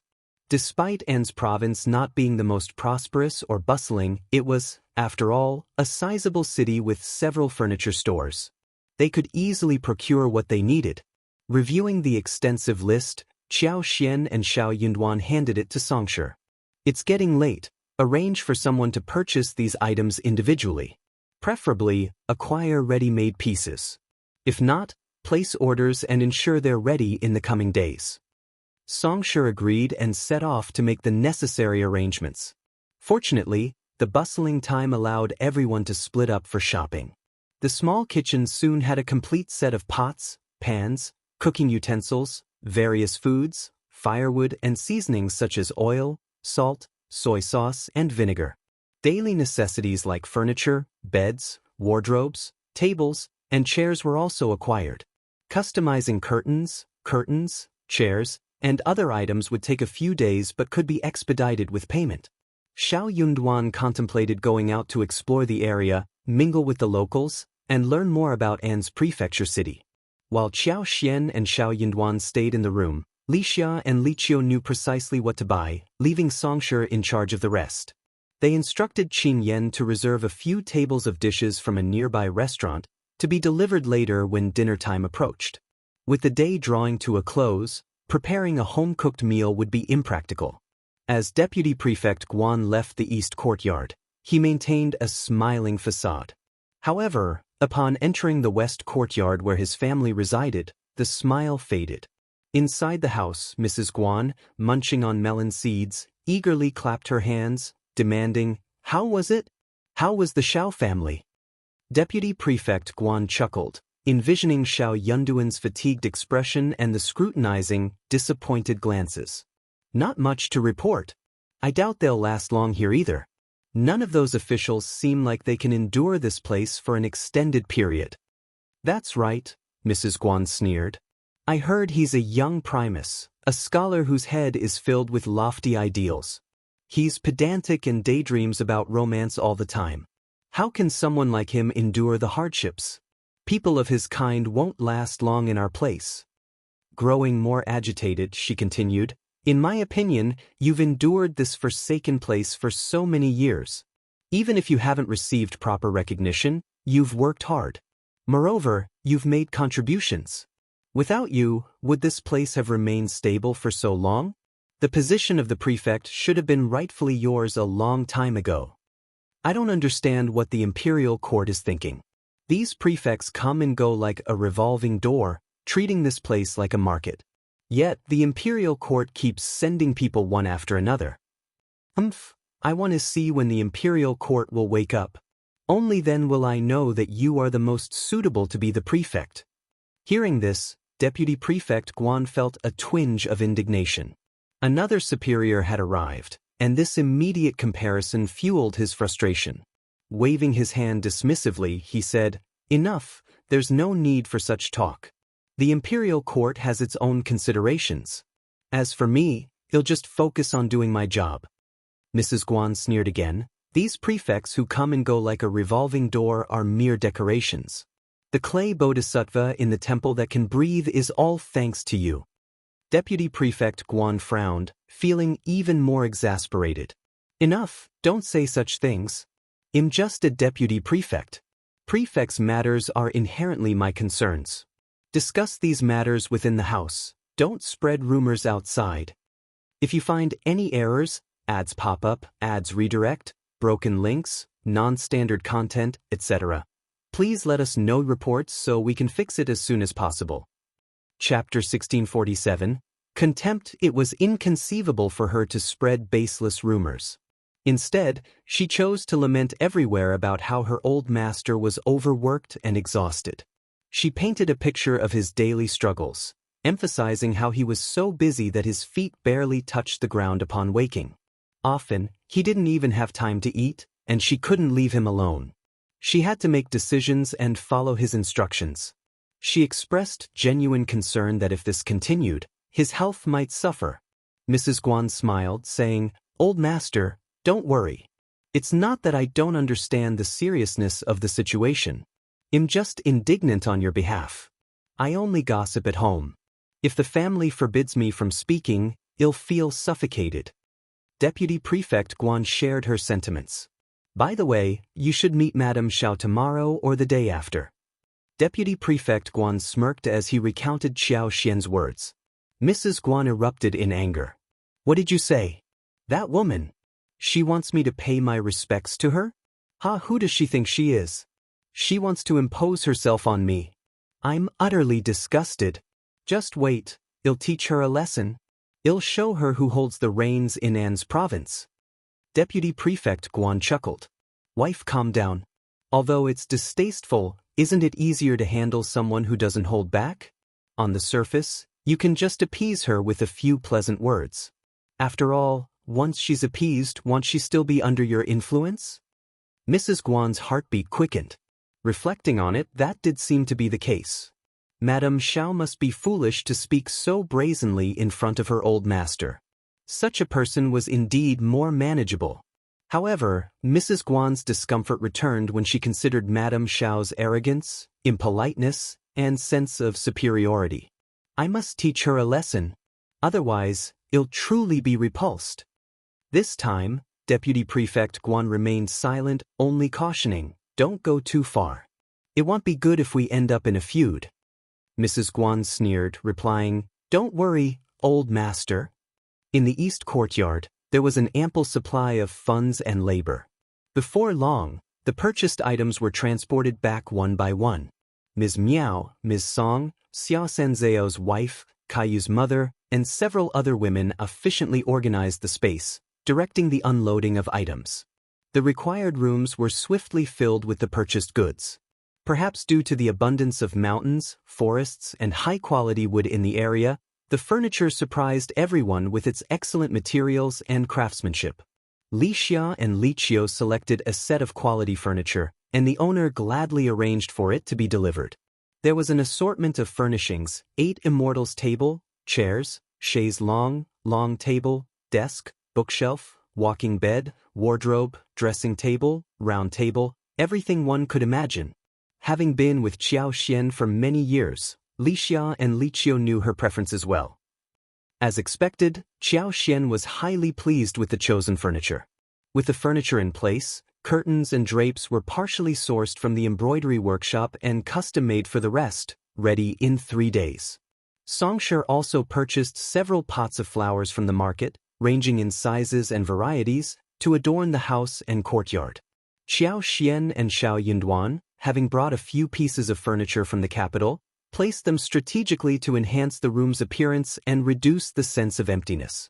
Beds and cabinets for the servants' quarters were easier to acquire, made from ordinary yet sturdy and durable fir wood. If you find any errors, ads pop up, ads redirect, broken links, non-standard content, etc., please let us know reports so we can fix it as soon as possible. Chapter 1648. Provoke. With all the tasks completed, dusk settled outside, and the lights began to illuminate the surroundings. The restaurant-delivered food arrived, and appreciating everyone's hard work, Qiao Xian asked Li Xia to convey the message for them to rest after dinner. Even though they had settled down, there were still numerous tasks awaiting them in the future. Sun Bai and Sun Qian, vigilant as always, arranged for guards to keep watch through the night. A serene night unfolded. Nestled in Xiao Yunduan's arms, Qiao Xian felt a sense of contentment. This was their home. The following morning, Qiao Xian freshened up and headed to the garden with Li Xia, Li Qiao, and Mian Mian. Meanwhile, Xiao Yunduan went to the front office to meet all the officers in the prefect's office. The garden, nurtured by Mrs. Guan, was thriving. Roses, gardenias, cuckoos, peonies, and crabapples were all in full bloom. The trees stood lush and green. In high spirits, Qiao Xian and her servants enjoyed a leisurely walk, a rare treat after the challenges they had faced on their journey. Qiao Xian's mischievous side surfaced. She suddenly felt the urge to provoke Mrs. Guan once again. Instructing Li Xia and the others to find a bamboo basket, Qiao Xian called Qing Lian, Xiao, and Caiyue to pick the blooming flowers, roses, gardenias, and peonies. She intended to make lip gloss. Trimming branches from the well-blooming peonies and begonias with scissors, she planned to bring them back and arrange them in bottles. The cuckoos and hydrangeas caught her eye. She decided to carefully transplant them later into the east courtyard. Qiao Xian observed the maids picking and arranging flowers, engrossed in their work and laughter, when Mrs. Guan arrived with her attendants. An elderly woman shouted from a distance, "Where did these little girls come from? Hurry up and stop. Xianxia sneered and calmly said, just ignore her. The maids chuckled and responded, who is this old woman? She's shouting. That's right, who does she think she's scaring? Hey, don't say that. She suddenly shouted like this, it really scared me. Me too, me too. Seeing the maids unperturbed, Mrs. Guan grew angrier. She gritted her teeth and scolded, how dare you be so arrogant the moment you arrive? Madam Xiao. Mrs. Guan, unable to contain her anger, addressed Xianxia with frustration. This must be Madam Xiao, right? I'm the deputy prefect's wife. Madam Xiao, you've just arrived. Why don't you rest more? You seem to be in such a good mood. Li Xia glared at Nanny Ding and rebuked, Auntie, were you the one shouting just now? Our madam is pregnant. You're scaring her with your sudden loud shouting. If anything happens to our madam, can you bear the responsibility? Nanny Ding and Mrs. Guan were taken aback. Madam Xiao was pregnant? Despite being pregnant, she had endured the hardships to be with her husband. Nanny Ding smiled. I didn't know that Madam Xiao was pregnant. I deserve to be scolded. Please forgive me, Madam Xiao. I'll be more careful in the future. I'm also concerned. These flowers were meticulously cared for by my wife. It wasn't easy for them to look this beautiful. It's a shame to pick them. Madam Xiao, do you think we should tell the girls to stop?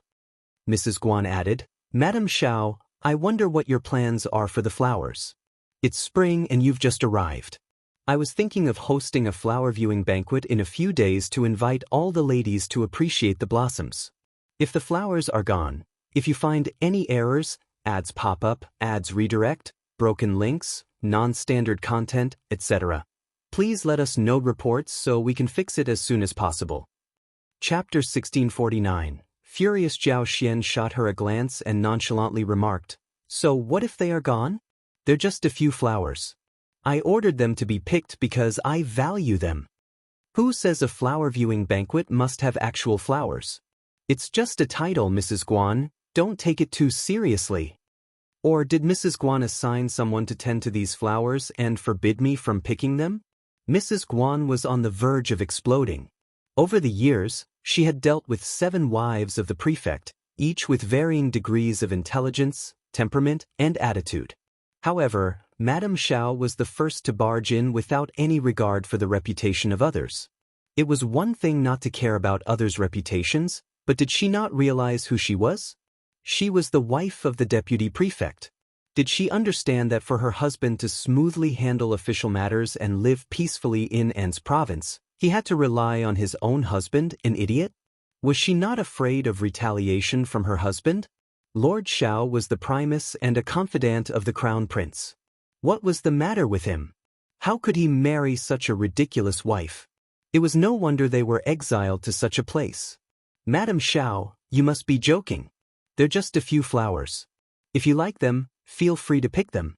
However, once they're picked, these flowers will be gone. You'll find it difficult to enjoy them tomorrow or the day after tomorrow, forcing a smile, Mrs. Guan said. Xianxia sneered. That is none of your business. Mrs. Guan felt a wave of dizziness and gritted her teeth. You don't need me to do anything? I specifically had someone take good care of those flowers. Xianxia had no intention of picking the flowers. Her aim was to lure Mrs. Guan and observe her reaction. At this moment, she was here too, making fun of her. Xianxia smiled and signaled Mian to come back. She scrutinized Mrs. Guan and raised an eyebrow. Deputy Prefect mentioned yesterday that you weren't feeling well, but your complexion looks very good, your eyes are bright, your voice is loud, and your legs seem strong. I really can't tell where you're feeling unwell. Did you purposefully avoid greeting me? Mrs. Guan's eyes widened. Mrs. Guan's breath grew heavier, and she nearly burst into curses. Bully, this is too much. All right, just you wait. Do you really think you're so great just because you're the wife of the prefect? Do you think you can act so atrociously and lord over me? I'll let her know that I'm not to be trifled with and that I can't afford to offend you. Madam Xiao, you've misunderstood. Mrs. Guan sounded a little angry and cold. At this moment, she couldn't squeeze out a smile anymore. I was indeed not feeling well yesterday. I'm better today. I see. It seems that I misunderstood you, Mrs. Guan. Mrs. Guan smiled but didn't say anything. She thought to herself, you're not just misunderstood, you're simply unreasonable. Xiao glanced at Nanny Ding. Don't make such a big fuss in the future. I won't hold it against you this time, but if you scare me next time, it won't be so easy. Nanny Ding's heart trembled, and she hurriedly bowed her head with a smile. Thank you for being magnanimous, Madame Xiao. These words were true. She was genuinely a little afraid. Xian's belly was not bulging yet, indicating that she must be pregnant within 3 months. If you find any errors, ads pop up, ads redirect, broken links, non-standard content, etc., please let us know reports so we can fix it as soon as possible. Chapter 1650. The Deputy Prefect's wife is really arrogant. Pregnant women within the first 3 months are the most delicate. Any fright might lead to serious consequences. Additionally, Xian didn't require concrete evidence. If anything happened, she could simply blame Mrs. Guan for causing the distress, and it would be disastrous for Mrs. Guan. How could the unborn child of the prefect's wife be compared to a servant by the deputy prefect's wife? Even if she didn't pay with her life, the consequences would be severe. Xian departed with the maids, leaving Mrs. Guan glaring at her retreating figure. In reality, the maids hadn't picked many flowers. It was still just a small bunch. Mrs. Guan, however, found the flowers vexing. Not only were they an eyesore, but they also irritated her. She was seething with anger. This garden had originally been hers. The former prefect's wife, who was an invalid, never left the house and didn't appreciate these things. Mrs. Guan had long considered this piece of land as her own territory. But who would have expected such a difficult person to come? Taking a deep breath, Mrs. Guan ordered coldly, dig up all the roses in this area and replace them with chrysanthemums. Yes, madam. Nanny Ding, nursing a grudge against Xian and her maids for ridiculing her, answered loudly and directed the maids to uproot the plants. She was at least a bit more sensible. Which prefect's wife wouldn't give her some respect? The response to not being greeted politely with a smile and a respectful Nanny Ding was really infuriating. Enraged, Mrs. Guan returned to her room, slammed the coffee table, and nearly shattered the teacup. How can there be such a shameless and domineering person? Who does she think she is? I'm so angry, so angry. Furious, Mrs. Guan gasped for breath. If Nanny Ding had been more sensible, she would have tried to console Mrs. Guan. However, feeling humiliated herself and harboring anger, she found Mrs. Guan's scolding Xian to be rather satisfying. Instead of calming her down, Nanny Ding exacerbated the situation. During breakfast, while Xian and Xiao were dining, Liu returned and reported about the removal of the roses and Chinese roses. Mrs. Guan ordered the planting of chrysanthemums, claiming she was tired of roses. It seems like she deliberately opposed Mrs. Guan and wanted to provoke her. This Mrs. Guan is incredibly infuriating. Although Xian had been assertive, she hadn't demeaned or insulted Mrs. Guan. Asking someone to pick a few flowers wasn't a significant offense. At most, she had exchanged a few words with her. But had she done something wrong? When the prefect's wife arrived, the deputy prefect's wife, Mrs. Guan, pretended not to be aware and didn't even show her face. So, why couldn't Xian jest with her? It was preposterous. She hadn't come here to be mistreated. She was the prefect's wife, while Mrs. Guan was merely the deputy prefect's wife. Xian picked a few flowers in the garden and agitated her. How could Mrs. Guan slap her own face like this? It seemed like Mrs. Guan didn't take her seriously at all and treated this place as her personal territory. The deputy prefect's wife has quite the temper. Xian grinned. Xiao arched an eyebrow. What did she do? Xian smiled, hearing that he was ready to support her. It's nothing, my husband. Don't worry about these trivial matters. I can handle them. If you find any errors, ads pop up, ads redirect, broken links, non-standard content, etc., please let us know reports so we can fix it as soon as possible. Chapter 1651. Two bully Xian instructed Liu, summon Kai Yun, Kai Yue, Ms. Song and Ms. Miao. Inform them to halt their work. Let them know that I have a fondness for these flowers and want to keep them for my enjoyment. Anyone daring to defy will be subject to punishment and expulsion. Understood, madam. Qiao swiftly turned on her heels and sprinted away, fearful that the flower beds might be uprooted if she delayed. The flowers and trees were well established, with deep roots that had likely grown for numerous years. Eradicating them all would be a formidable task. When Qiao and the others arrived, the four maids had not yet started clearing the roses. Qiao rushed to the rose garden and reported to Xiao. The maids hesitated, reluctant to take action. The prefect's wife held a higher status than the deputy prefect's wife. How could they dare to defy the prefect's wife's orders? However, each prefect's tenure in this place was short-lived. The longest stayed for less than 3 years, while the briefest departure occurred in less than half a year. On the other hand, the deputy prefect's wife and her husband had resided in this region for a decade. If they obeyed the prefect's wife now, who would bear the consequences when she departed, and the deputy prefect's wife sought retribution? One maid, with a forced smile, said to Qiao, "Miss, this is Mrs. Guan's directive. If we go against it, it won't end well." "Miss, why don't you speak to Mrs. Guan yourself?" Qiao glanced at them, showing no intention to make things difficult. "Of course. I'll inform Mrs. Guan immediately. You may leave now." "Thank you for your understanding, miss." "Thank you, miss." The four maids felt relieved but remained standing hesitantly at the side. Qiao led Kaiyun and Kaiwe to the west yard, while Ms. Song and Ms. Miao stayed behind, engaging in conversation with the four maids. Despite being newcomers, they had no intentions of staying within their own boundaries. Since there were no servants in the east courtyard, they saw no reason not to socialize. With Xiaoxian's pregnancy, the east yard was off-limits. However, if they were to establish a presence in the west yard, building relationships with the existing staff was essential. Qiao, maintaining a polite tone, stood in front of Mrs. Guan. Yet, the very fact that she was here made Mrs. Guan so infuriated that her facial expressions seemed distorted.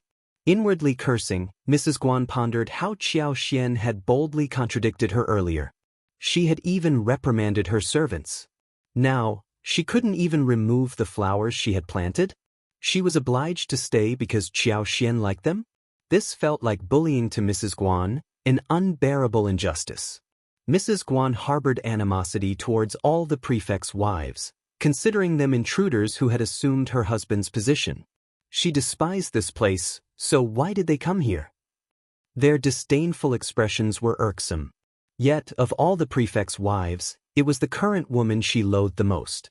"How considerate of you to let us keep them if Madame Xiao likes them," Mrs. Guan said through gritted teeth, attempting a smile that almost broke two of them. Internally seething, Mrs. Guan thought, "What else can I do? I'm only the wife of a deputy prefect. She's the superior official and can crush people. How can I reject someone who sends such brazen words through her servants?" Qiao, grinning, responded, "Thank you, Mrs. Guan. Our madam will surely be delighted." Mrs. Guan almost retorted with a sarcastic, "Bah." She refrained, wondering why she should care whether Xiaoxian was happy or not. Qiao and her companions returned to the garden, instructing the four maids to replant the roses that were about to be uprooted and distribute them. If you find any errors, ads pop up, ads redirect, broken links, non-standard content, etc., please let us know reports so we can fix it as soon as possible. Chapter 1652. Be careful. The four maidservants were relieved and readily agreed to the task. Qiao returned to report to Xiaoxian. Smiling, Xiaoxian turned to Xiao Yunduan, saying, "Husband, this is the life." Even in the capital, where Xiao Yunduan enjoyed fame and served as the crown prince's right-hand man, the couple was still overshadowed by more influential families. Though Xiaoxian wasn't one to suppress her emotions, she had to exercise caution. Regardless of her location, she found herself bowing to others. Now in An's province, as the prefect's wife, she held a superior position. Even if it was just a facade, couldn't she be straightforward? With her status, there was no need to beat around the bush. Xiao Yunduan indulgently smiled. Deputy Prefect Guan and his wife have deep roots in An's province after more than 10 years. My wife, You need to be vigilant when interacting with others. And make sure to bring Yi with you. The deputy prefect couple weren't virtuous, and Xiao Yunduan intended to settle scores with the deputy prefect soon. If his wife was going to challenge Mrs. Guan, he would be there to back her up. However, the possibility of Mrs. Guan seeking revenge covertly couldn't be ruled out, so caution was imperative. Qiao Xian nodded. Rest assured, husband, I will. Xiao Yunduan added, furthermore, don't stoop to her level, and try to keep your temper in check. If there's anything, let me know. Understood. After breakfast, Xiao Yunduan walked with Qiao Xian in the yard for a while before heading to the government office. Unraveling the intricacies of this place and discerning whether the people were merely humans or something more elusive would prove to be a challenging task. In the past, the prefects were all here to slack off and think of ways to leave quickly. They did not care at all. It was not an exaggeration to say that Deputy Prefect Guan was in charge of everything in An's province's government office. Those constables and scribes all acted according to Deputy Prefect Guan's intentions. The bailiffs below were probably the same. Qiao Xian asked someone to take out the strawberry seedlings from the flower pot and plant them in the backyard. She had also brought a lot of potatoes and cantaloupe seeds. Previously, she had asked Jing Sang and the others to come over and ask around.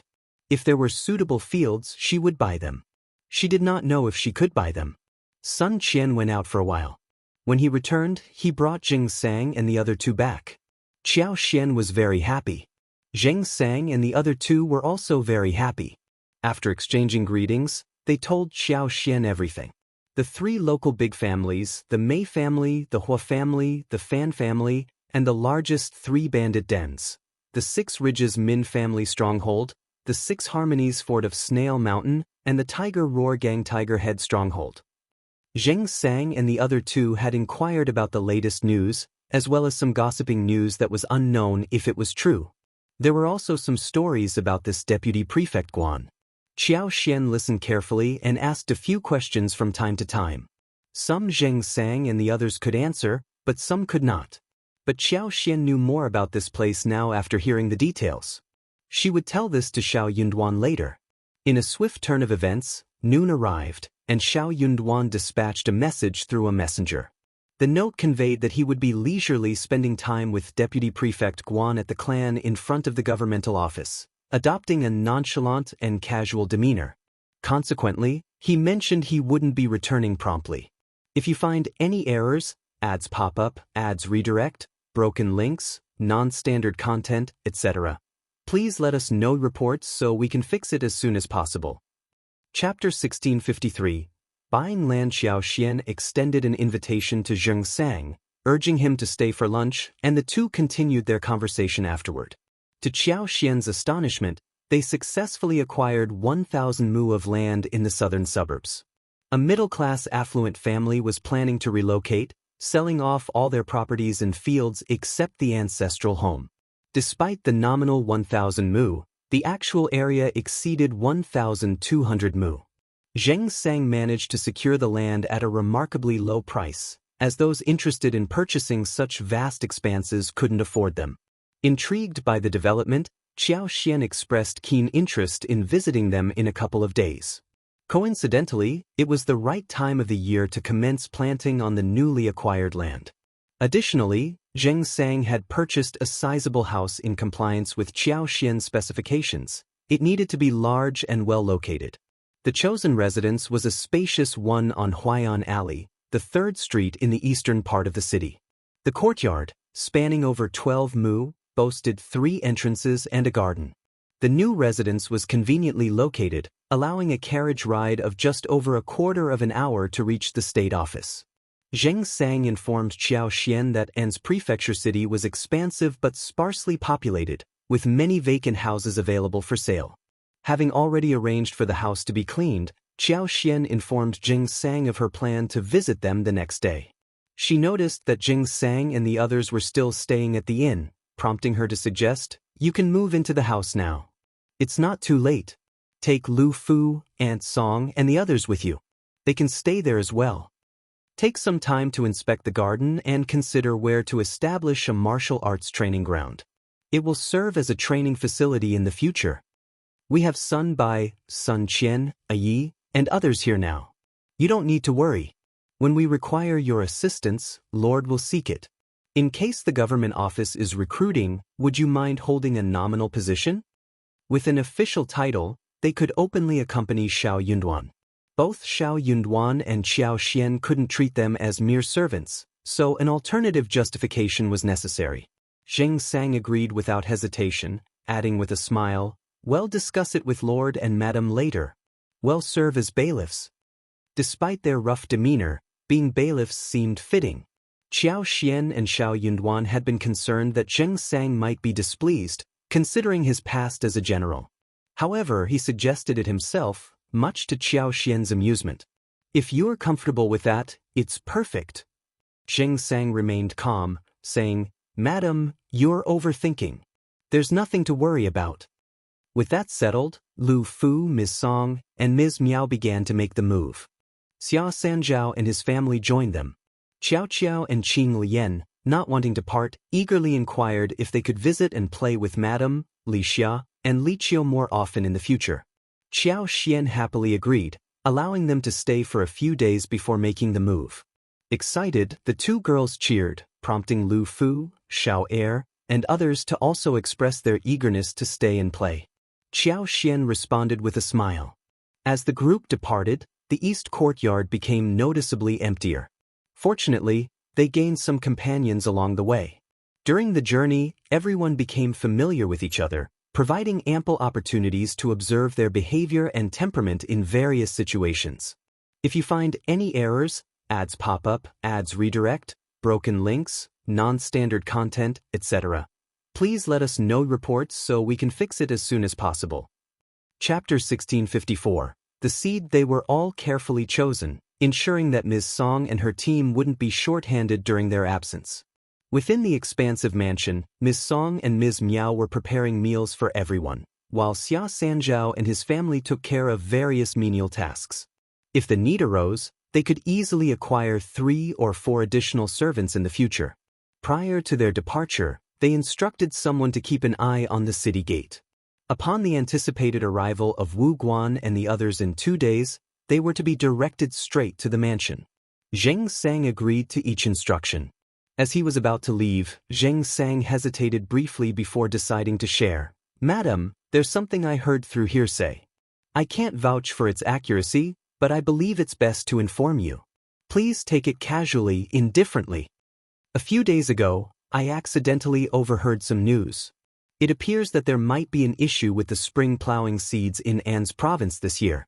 The Mei, Hua, and Fan families seem to be causing a stir about something.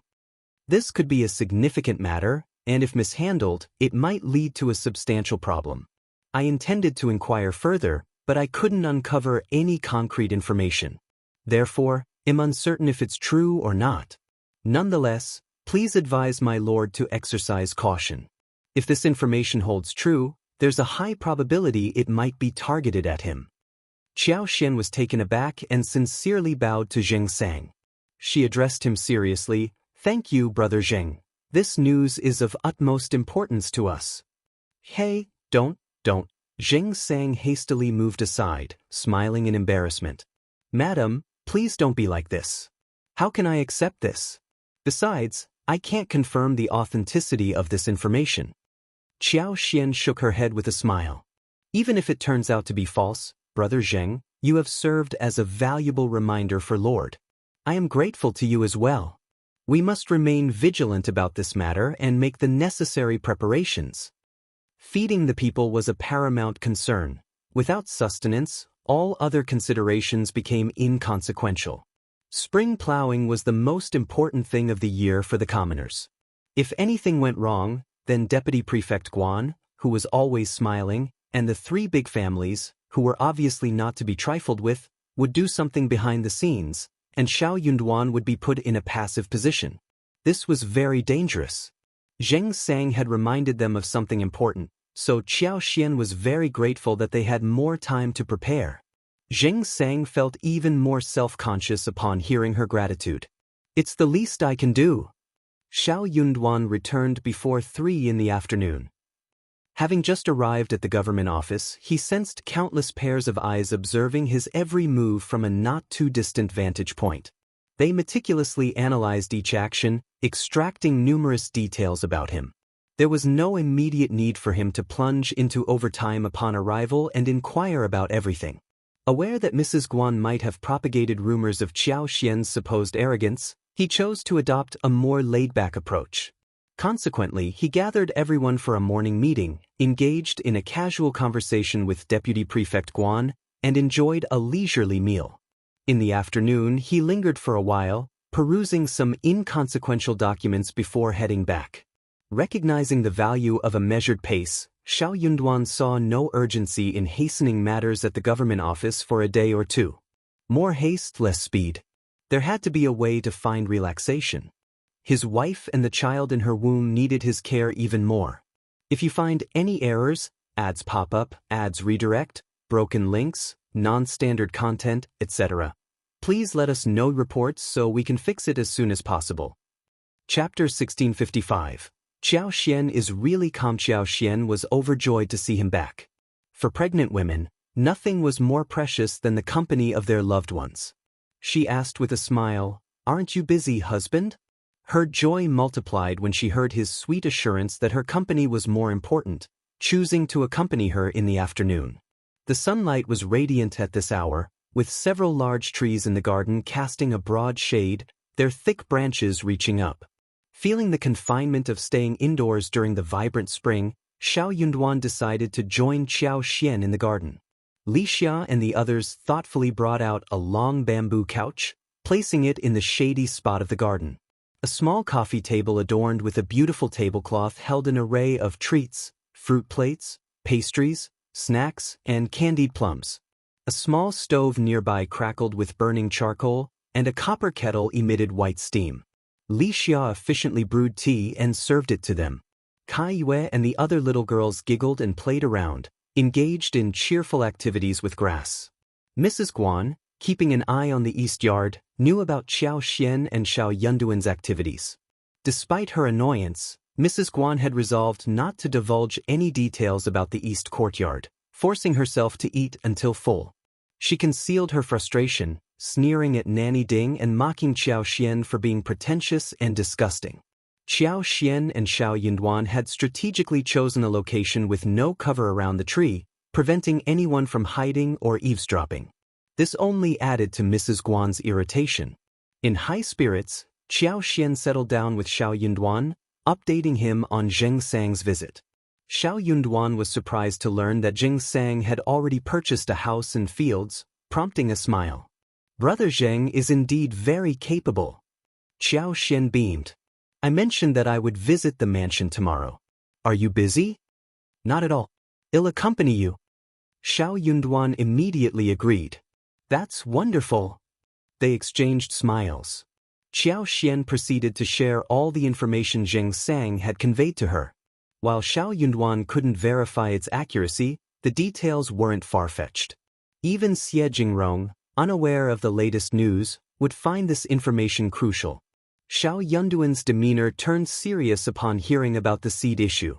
Speaking in a low voice, he remarked, "If not for Brother Zheng's reminder, I might have overlooked this.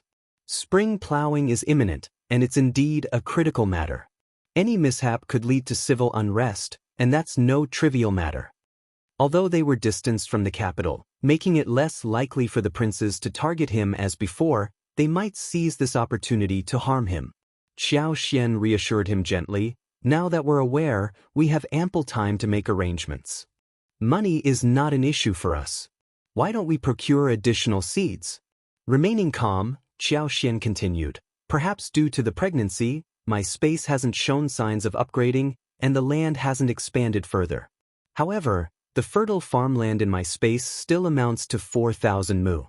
With rice and wheat ripening twice a year, the storage compartment already holds at least 3 to 5 million caddies.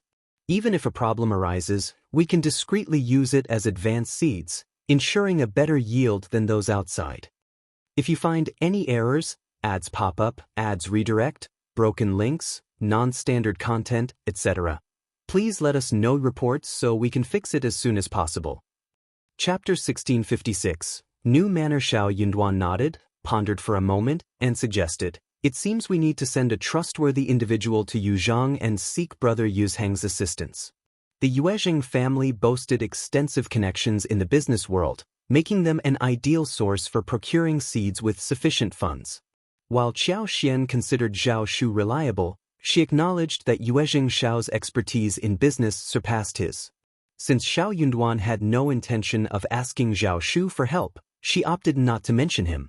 Instead, she smiled and said, "In that case, please ask young Master Yuezheng if he can assist us in acquiring various farming tools. I still plan to do some farming." Xiao Yunduan chuckled and agreed, "All right." The following morning, they visited the mansion on Huayan Alley, 3rd Street in the east of the city together. Zheng Sang, Ms. Song, and Ms. Miao were already waiting. Qiao and Qing Lian approached Qiao Xian with eager eyes, restrained only by their mother's warning not to throw themselves at Madame Xiao. After spending some time in the main hall, Zheng Sang led them on a tour of the house. When An's province was established, it occupied a vast area, but the population growth had been slow. In recent years, more people had migrated, and the mansions built by the affluent in the city were truly expansive. This three-way house was exceptionally large, covering over 12 mu. Qiao Xian estimated it to be closer to 15 mu. The garden, especially, stood out, surpassing even the one in the prefect's office. Despite having been neglected for a long time, the cleaning efforts by Zheng Sang and others left it still looking somewhat barren, lacking flowers. A few naturally growing trees added a touch of vitality. A lake within the garden, spanning nearly 2 mu, boasted clear water with aquatic plants growing on the shore. Remarkably, it was a living water source, fed by a spring in the lake that connected secretly to the outside, allowing water to flow. There was also a rectangular pavilion situated by the lake, offering an excellent spot for admiring the scenery or engaging in fishing. Qiao Xian particularly liked this place. Observing that the pavilion appeared a bit weathered, she contemplated having someone restore it. After thorough discussions, they circled the northeast corner of the garden and renovated the wall bordering the east courtyard. Transforming it into a martial arts training ground to accommodate daily training needs, they cultivated a cadre of servants with robust martial capabilities. The following day, they departed from the city to inspect the farmland they had acquired in the southern suburbs. Similar to other regions, acquiring extensive paddy fields proved challenging, while drylands were comparatively more accessible. However, this time, fortune smiled upon them. The plot of land turned out to be flat ground at the exit of a valley. Although small hills dotted the landscape, it was generally level, a rarity in the surrounding mountainous terrain. Surrounded by wasteland, one side bordered the mountain range, while the other extended with small undulating hills. Weeds covered the area, and shrubs and vines claimed territory everywhere. Even medium-sized trees grew sporadically. Qiao Xian pointed at the barren yet lush land, outlining a circle. Tugging at Xiao Yunduan's sleeve, she proudly declared, "Husband, I want all of this land. Let's start with 3,000 mu." Xiao Yunduan responded with a smile, "Okay." As the newly appointed official of the region, Xiao Yunduan found it amusing that his wife desired to claim a piece of wasteland. The procedure was remarkably convenient. If you find any errors, ads pop up, ads redirect, broken links, non-standard content, etc., please let us know reports so we can fix it as soon as possible. Chapter 1657. Buying land. In any case, they decided to sell the land at market price and engage in business. However, a mere 1,000 mu was not sufficient.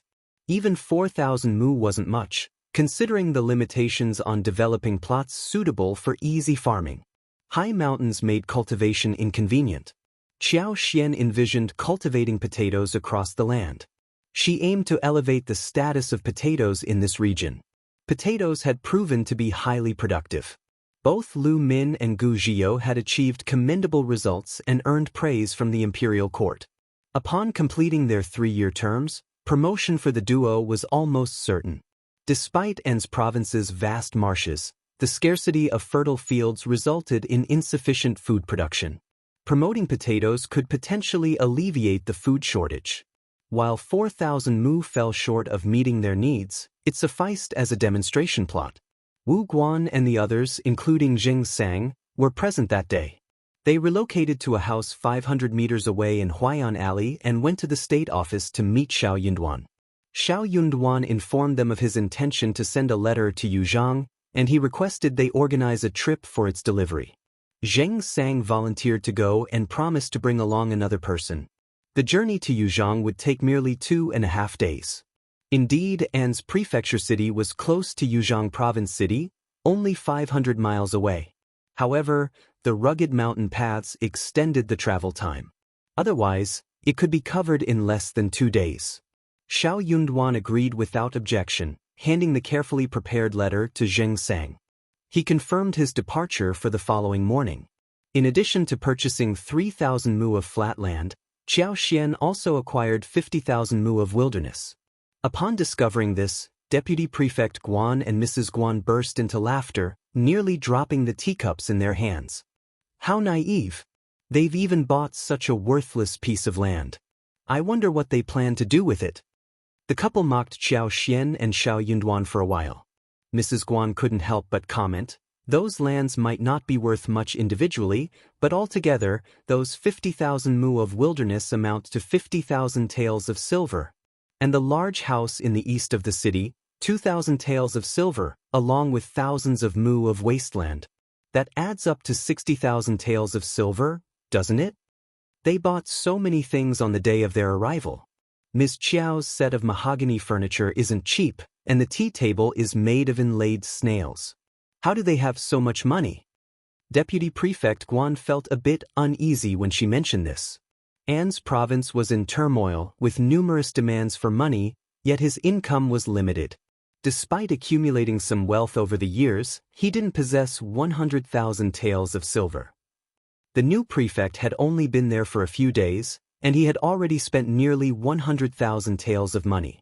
Even though it was his own money, the comparison was quite stifling.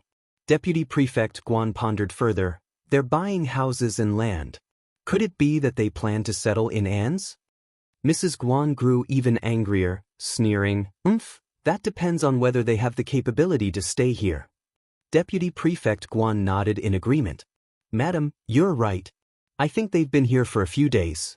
It's time to host a welcome banquet. Madam, go and talk to Madam Xiao so we can send an invitation. Mrs. Guan had no desire to see Xiaoxian. Whenever she thought of her, the image of her proud demeanor and the term, paying respect, came to mind, leaving her utterly disgusted. She pretended to be indifferent, as she hadn't visited the East Yard to pay her respects, and Xiaoxian hadn't sent anyone to confront her, so she saw no need to engage with her. If you find any errors, ads pop up, ads redirect, broken links, non-standard content, etc., please let us know reports so we can fix it as soon as possible. Chapter 1658. Liu Fu is happy observing her clear reluctance. Deputy Prefect Guan offered advice. She's the wife of the prefect, and you're the wife of the deputy prefect. You'll cross paths many times in the future. Don't let anger get the better of you. It only brings you down to her level. Mrs. Guan sighed. I won't stoop to her level. It's just that looking at such a person makes me unhappy. Old master is right. I can't avoid her from now on. Otherwise, she'll think I'm afraid of her. Reluctantly, Mrs. Guan visited Xiaoxian that day. Xiaoxian was in discussions with Xianxia and Mian about farming, and Liu Fu, who was also keenly interested, had tagged along with Qiao, Qing Lian, and Xiao Er from the day before. Xiaoxian asked them to stay for a few days. Liu Fu's ears perked up at the mention of staying. His face revealed envy, catching Xiaoxian's attention. Amused, she asked if he wanted to assist Xianxia with errands, as Xianxia couldn't manage everything alone. Qing Yan, who was now working for Xiao Yunduan, showed no interest in these matters. Liu Fu eagerly nodded, expressing his willingness. Children from less privileged backgrounds mature early, burdened with the daily concern of putting food on the table. Liu Fu, in particular, envied those with fields. As he grew bolder, he began fantasizing about owning a large plot of land. Xiaoxian, noticing his eagerness, couldn't bring herself to disappoint him. With a smile, she said, "All right, You can run errands with Xianxia and handle accounts with Mian. Once you've learned everything in a few years, he'll hire you to manage the large fields. How does that sound? Liu Fu's joy was evident as he nodded enthusiastically and pledged, "I'll be an adult in 2 years. I'll definitely seek guidance from elder brother Xianxia and sister Mian." Amidst laughter, the conversation shifted to hiring people for farming when Mrs. Guan arrived. Xian, noticing her, furrowed her brows slightly, asked Xianxia and the others to leave, and had Qiao invite Mrs. Guan inside. Mrs. Guan entered with a laugh, expressing, "I've been wanting to come and chat with you for a while, but I've been unexpectedly busy these days. Today, I happen to have some free time, and I hope I'm not disturbing you, Madam Xiao." She took a seat on the left side of Xian with a smile. Internally amused, Xian noted Mrs. Guan's competitive nature. The impact of her words lingered, pushing Xian to find ways not to appear inferior. Yet she dismissed the thought. Considering their respective positions as the wife of the deputy prefect and the wife of the prefect, deliberately avoiding confrontation seemed futile. In a good mood and with no immediate need for confrontation, Xian opted not to tease her further. She greeted Mrs. Guan with a smile. "Mrs. Guan, what brings you here today?" "Mrs. Guan responded with a smile. "Yes, I have something to tell you today. If you find any errors, ads pop up, ads redirect, broken links, non-standard content, etc., please let us know reports so we can fix it as soon as possible." Chapter 1659, Reception Banquet. Madam Xiao, you've been in An's province for a few days, and it seems you've had enough rest and recovery. A reception banquet is in order, and I'll be the host. Madam Xiao, I hope you'll honor me by attending tomorrow night, Mrs. Guan proposed. Xian, considering it an excellent opportunity to meet the local nobility and officials' wives, had this in mind. However, to maintain the image she had projected in front of Mrs. Guan, she had to uphold it for now. Thus, she frowned and instinctively displayed a look of disdain. After a moment of contemplation, she reluctantly nodded. "Very well, Mrs. Guan. You can make the arrangements. They'll be there." Mrs. Guan nearly choked on those words, inwardly cursing, "Who told you to act so high and mighty? You're so arrogant. You're out of your mind," and so on. "Great, then the reception banquet will take place in the garden tomorrow. I'll send someone over to escort you, Madam Xiao." Mrs. Guan forced a smile, got up, and declared, "I have matters to attend to. I won't disturb your rest. Goodbye." Xian simply replied, "You may leave now." Mrs. Guan's body visibly trembled, and she almost seemed on the verge of spewing blood. She turned around, left with a straight face, and Xian and her servants burst into laughter. Qiao suggested, "We should tease her more. Those from the west courtyard are so irritating." Qiao, Mian, and the others agreed, voicing their disdain. The nannies and maids from the west courtyard frequently approached them in various ways, attempting to get close and inquire about their master. It was laughable. Did they truly believe that they could win them over with peanuts, melon seeds, snacks, an embroidered handkerchief, and 2 rough silk flowers? They were delusional. Mrs. Guan experienced a burning humiliation in front of Xian, feeling a fiery turmoil in her chest. She couldn't help but curse in frustration, letting out her anger before managing to suppress it. Subconsciously, she lowered her gaze to her attire. To save face in front of Xian, she had meticulously dressed herself before meeting her. The outfit was tailored from the finest brocades from Jiangnan, adorned with exquisite and elegant flowers, radiating nobility. The pearl-studded jade hairpins in her hair were among her most expensive accessories, featuring thumb-sized pearls that were round and snow-white, paired with dazzling and magnificent jade. However, when she presented herself to Xian, the latter didn't spare her outfit a glance, and even the hairpins on Xian's maids, Wuxia and Qiao, seemed equally exquisite. This dismissal made Mrs. Guan so furious that her face flushed with heat. The shame deepened as she noticed the emerald bracelet on Xian's wrist. Mrs. Guan acknowledged that not only her attire but even all her jewelry combined might not match the value of a single piece worn by Xian. The emerald bracelet spoke volumes of its supreme grade quality, and even those with little knowledge of such things could sense its extraordinary nature with just a few glances. If you find any errors, ads pop up, ads redirect, broken links, non-standard content, etc., please let us know reports so we can fix it as soon as possible. Chapter 1660. Feeling offended back in her room, Mrs. Guan grew angrier as she dwelled on the encounter. After venting her frustration, she sneered maliciously. Doesn't she know where she is? She's the one flaunting her wealth. Someone will come down from the mountain one day. The thought of them being robbed one day brought a hint of satisfaction to Mrs. Guan, a dark look flashing across her eyes. Nanny Ding, noticing Mrs. Guan's emotions, tried to console her, and they began discussing the arrangements for the banquet the next day. The reception banquet had already been prepared, and the invitations were ready. It was an event that had to take place sooner or later. Nanny Ding swiftly dispatched people to deliver invitations and provided the menu to the kitchen for arrangements. The opera troupe, having been informed a few days ago, was ready to perform. Mrs. Guan, torn between her desire to showcase her hosting abilities and her reluctance to make the reception too grand for Qiao, found herself annoyed. In the end, her inclination to flaunt prevailed. Mrs. Guan meticulously inquired about the banquet details and made specific arrangements. The following day, Mrs. Guan organized a reception banquet in the garden, while Deputy Prefect Guan and the three major families collectively reserved the best local restaurant to welcome Xiao. Around 10 in the morning, guests began to arrive one after another in the backyard of the state government office. Xiao wasted no time and headed to the reception pavilion in the garden. Although the reception was in her honor, being held in the government office made her the host. Arriving early seemed more appropriate, allowing her to greet the guests individually and gain a better understanding of the situation. When Xiao arrived with Li Xia, Li Qiao, Kaihua, Xiao, and Qin Lian, only 2 or 3 ladies were present, and Mrs. Guan was engaged in conversation with them.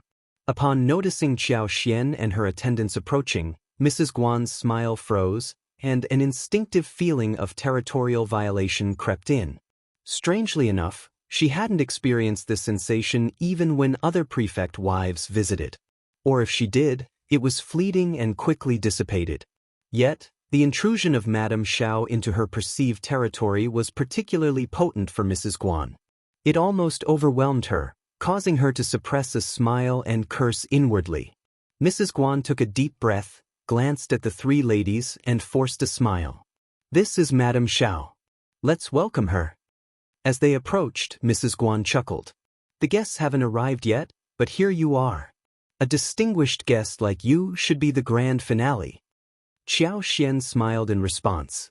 Certainly, important guests should be the highlight, but being the host, it's more appropriate for me to arrive early. Her gaze shifted to the 3 ladies, and she continued with a smile. Allow me to introduce. Mrs. Guan found herself on the defensive in this round. Gritting her teeth, she spoke with a forced smile. This is the first Madam and second Mrs. Wen, and here is Elder Miss Wen, the daughter of the first Madam. And this is Madame Xiao, the new wife of the prefect. The 2 ladies and Elder Miss from the Wen family greeted Xiao with smiles. Returning the gesture with a gentle smile, Xiao raised her hands. So you are the ladies of the Wen family. Please, don't stand on ceremony. If you find any errors, ads pop up, ads redirect, broken links, non-standard content, etc., please let us know reports so we can fix it as soon as possible. Chapter 1661. Guest Xiao smiled and complimented Eldest Miss Wen on her gentle temperament and outstanding appearance. Eldest Miss Wen responded with a shy smile, bringing joy to the 2 ladies. First Madam Wen maintained a humble smile. Initially somewhat nervous, the 2 ladies from the Wen family observed that Madame Xiao exuded a pleasant demeanor, gradually putting them at ease. They engaged in polite conversation with Xiao. Mrs. Guan, however, grew increasingly displeased. With a forced smile, she interrupted and inquired about the health of the Wen family's old master. Unable to contribute much to this topic, Xiao refrained from speaking and instead enjoyed her tea with a smile, allowing the conversation to unfold. The two madams of the Wen family felt a bit uncomfortable discussing their father-in-law's illness on such a festive occasion. Caught in a dilemma, they couldn't ignore Mrs. Guan either. Fortunately, relief came with the arrival of another lady. Mrs. Guan greeted her warmly, recognizing a familiar face. The conversation shifted, and the two Wen ladies breathed a sigh of relief. Mrs. Guan, whether she liked it or not, continued introducing guests to Xianxia with a forced smile. Despite her initial anger, she began to numb to the situation. She couldn't halt the introductions, considering Xianxia's pivotal role as the distinguished guest in all future banquets. As more guests arrived, the garden buzzed with activity. Fragrant-clad women filled the air with chatter and laughter. Finally, the two madams of the Hua family, one of the three prominent families in An's province, made their entrance. They were accompanied by second Mrs. Hua's two daughters.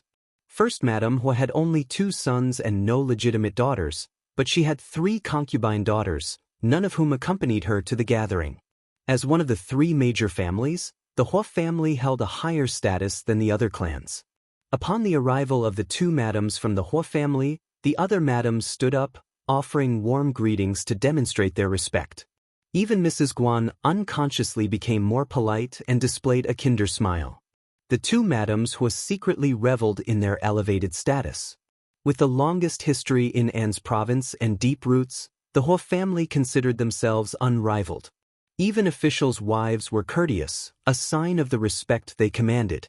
Seated, the two madams Hua, along with their daughters Hua Ruyu and Hua Ruxian, maintained an air of pride even in Xiaoxian's presence. First Madame Hua greeted Xiaoxian as if she were the host, praising An's province's richness, beautiful scenery, and simple-hearted people. Madame Xiao, being new here, you'll find our place quite delightful once you explore more. I propose we organize a gathering together. Laughter and agreement rippled through the assembly. Xiaoxian responded with a warm smile, her eyes radiating brightness.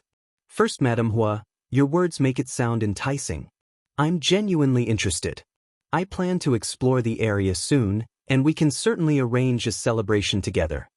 Supportive smiles and expressions of honor filled the room. After a while, the two madams of the Mei family arrived. The Mei family lacked an old master or old lady, with the eldest son overseeing affairs. The three brothers still resided together. However, third Madame Mei was absent that day, and the daughters of the Mei family did not accompany their mothers to the gathering. If you find any errors, ads pop up, ads redirect, broken links, non-standard content, etc., please let us know reports so we can fix it as soon as possible. Chapter 1662. Hope failed. She was dumbfounded. Although the Mei family possessed abundant local farmland and mountain shops, their primary business centered around wood and furniture. Most family members often traveled for business, and they maintained a peculiar temperament, avoiding close interactions with other family clans.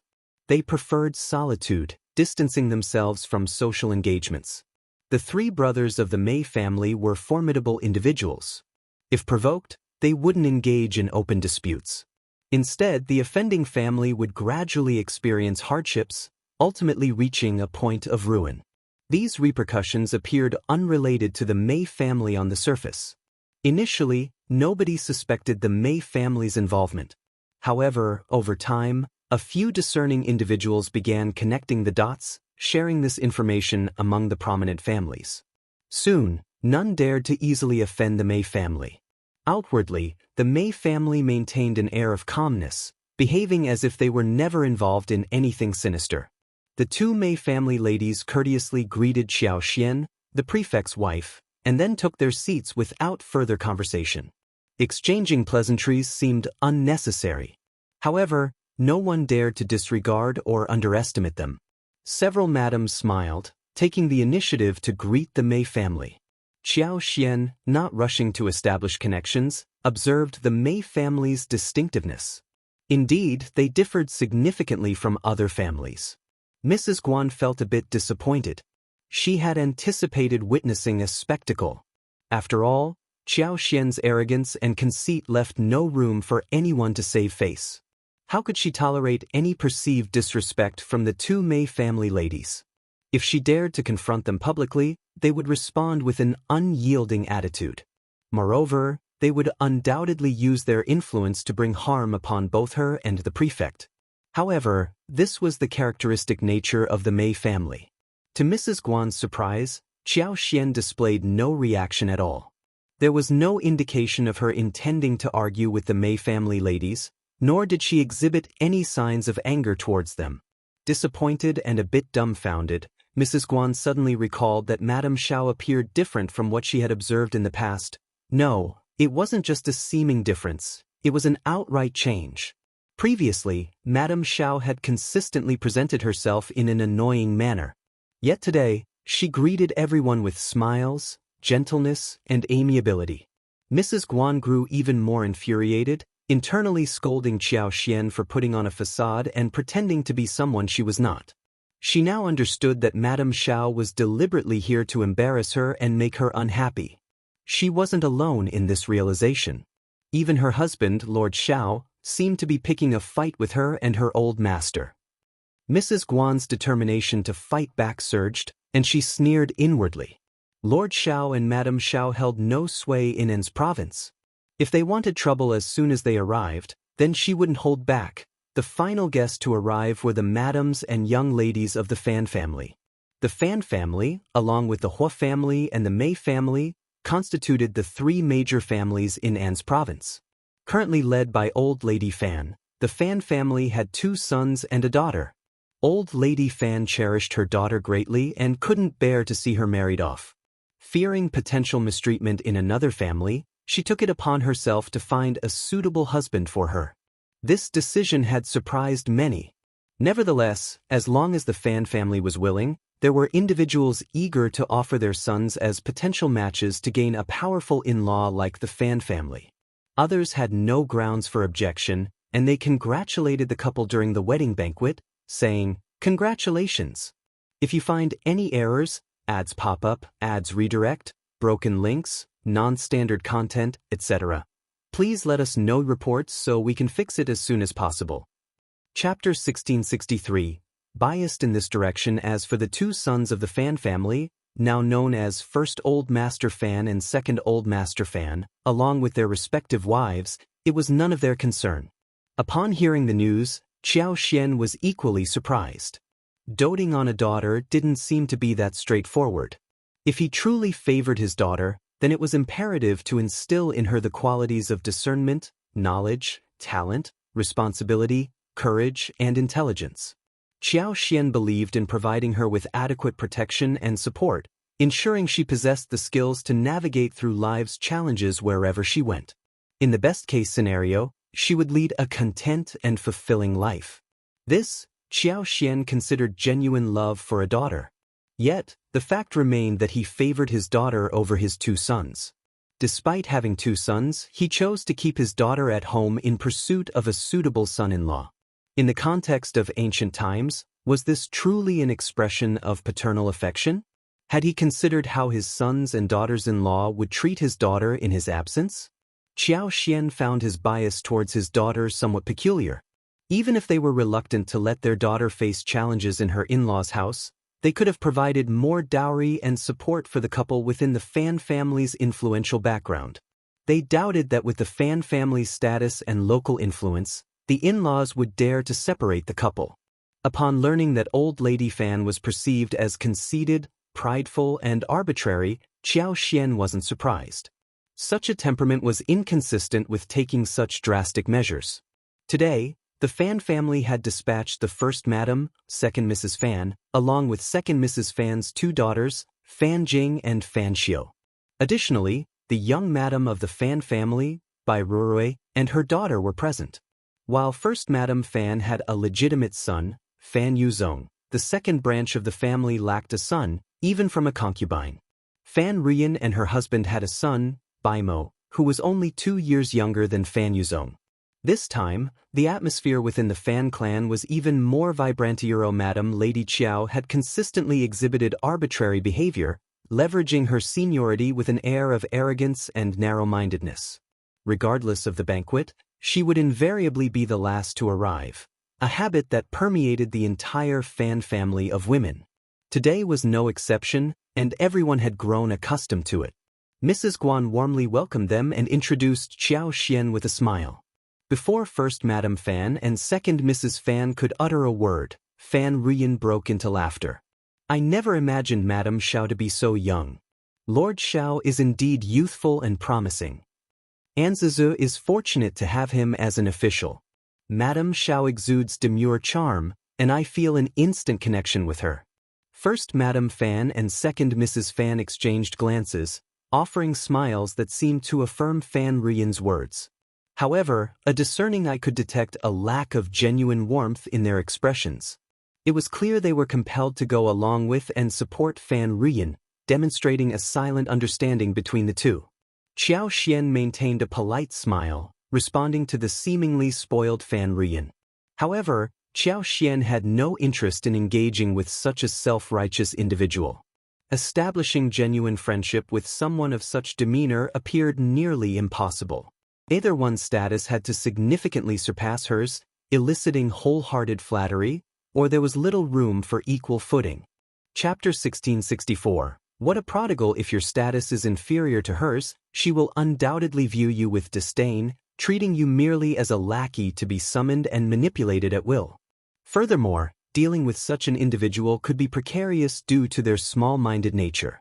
A seemingly innocuous statement or minor incident might unknowingly incur her displeasure, leading to unforeseen consequences and potential retaliation. Hence, it is advisable to maintain surface-level politeness and keep a safe distance from such personalities. Unexpectedly, Xianxia had already unintentionally irked Fan Ruyin. Upon arriving at An's province, Xianxia and Xiao Yunduan promptly purchased a house and land. The laughter wasn't confined to DeputyPrefect and Mrs. Guan. Many others chuckled behind their backs. The couple's claim of hailing from the capital only fueled the mockery. The decision to invest in a desolate mountain and wilderness appeared short-sighted to onlookers. Questions arose. Wasn't the spacious courtyard behind the state government office sufficient for their needs? And the extravagant purchase of a separate house for servants seemed wasteful. People struggled to comprehend the couple's motives. Did they plan to stay in this remote area for an extended period? Such a notion was unprecedented. The Fan family, particularly Fan Ruyin, took delight in ridiculing Xianxia and Xiao Yunduan. Fan Ruyin, adept at making jests, had been entertaining her mother with tales of their purchases. Connecting the dots, she voiced her concern to her mother. Lord Xiao and Madame Xiao seem so fixated on farmland that they even bought desolate land in the wilderness. Are they hinting that we should provide them with prime farmland? Mom, what if Lord Xiao brings it up? We need a strategy. Old Lady Fan agreed with her daughter's assessment and felt a surge of disdain. Daring to contemplate our benefits and seize them, they will face the consequences. They must be courting death. Tell your brothers to be careful. First Old Master Fan and second Old Master Fan dismissed the concerns, believing that local officials wouldn't engage in such actions. They considered local officials to be astute individuals, aiming to maintain good relations with prominent local families for effective governance. Their confidence was bolstered by the fact that their Fan clan held a prestigious position among the three great clans, alleviating any apprehensions. In their view, An's province differed from other regions, and even if the prefect harbored any greed, it would likely be limited to monetary interests. The fields, they reasoned, were not beyond his reach. Consequently, they reassured their mother that there was no need for undue worry. However, Fan Ruyin found her brother's lack of agreement disheartening. She persistently pressed them, expressing her discontent and feeling slighted. Aware that she had initiated the discussion, she vehemently defended her stance, exacerbating the discord with her two brothers, who already harbored disdain for her. This discord displeased Old Lady Fan, prompting her to reprimand her two sons. Taking a firm stand in support of Fan Ruyin, she lectured them. Being cautious is not amiss. Lord Xiao and his wife are even eyeing the wilderness. It's uncertain they won't covet our fields. Ruyin has a point. We must plan ahead and devise a strategy. We can't afford to lose out. As elder brothers, your considerations must match Ruyin's thoroughness. The two sons, well aware of their mother's temperament, hesitated to challenge her, understanding the difficulty of pacifying her once angered. Reluctantly, they placated her, as being labeled unfilial was a scenario they could ill afford. Chapter 1665. Remembering Xiao therefore, the two old masters of the Fan family promptly apologized to their mother and sister, assuring them that they would attentively consider their viewpoints. Old Lady Fan and Fan Ruyan's spirits lifted again. Fan Ruyan had attended the banquet to scrutinize Madame Xiao's appearance. Despite preparing herself to be critical, upon seeing Xiao, she found no fault to pick at. Madame Xiao, young, beautiful, gracious, gentle, and elegant, captivated attention with her splendid attire, emerging as the focal point of the gathering. She possessed an allure that held people's gazes for an extended moment. Feeling somewhat perplexed, Fan Ruyan couldn't discern whether she was disappointed or not. Despite her uncertainty, she found herself smiling at Xiao, either out of curiosity or a desire to glean information about the genuine noble families in the capital. Even though the prefect of N's prefecture saw frequent turnovers and changes, no prefect had hailed from the capital until Lord Xiao's appointment, making him the first. Yet, despite Fan Ruyan's attempt to extend goodwill, it wasn't apparent to onlookers. She believed that her willingness, as the great-aunt of the Fan family, to express goodwill towards the new prefect's wife should elicit surprise and gratitude. However, Xiao's response showed no signs of surprise, happiness, or gratitude. Despite her smiling demeanor and gentle tone, Xiao treated her no differently than others, leaving Fan Ruyan feeling slighted, as if she had been overlooked. As Fan Ruyan picked up her teacup, her expression soured, and she mentally noted to Xiao, "Just wait and see." Xiao remained oblivious to the unfolding dynamics. As everyone arrived one after another, it neared noon. With a warm smile, Mrs. Guan sought Xiao's opinion, proposing to commence with the banquet before the entertainment. Xiao, displaying no objections, graciously thanked Mrs. Guan with a polite smile. Mrs. Guan's smile grew even more gracious and genial, repeatedly stating it was her duty while secretly harboring less pleasant thoughts. As the banquet commenced, Mrs. Guan invited Xiao to the main table and gestured for everyone to be seated. With a smile, she informed Xiao, "I've arranged for the renowned specialty dishes of N's province. Madame Xiao, as our distinguished guest, you must savor them later. The local delicacies are highly esteemed by the residents here." Laughter filled the air. "That's right. N's cuisine is exceptional.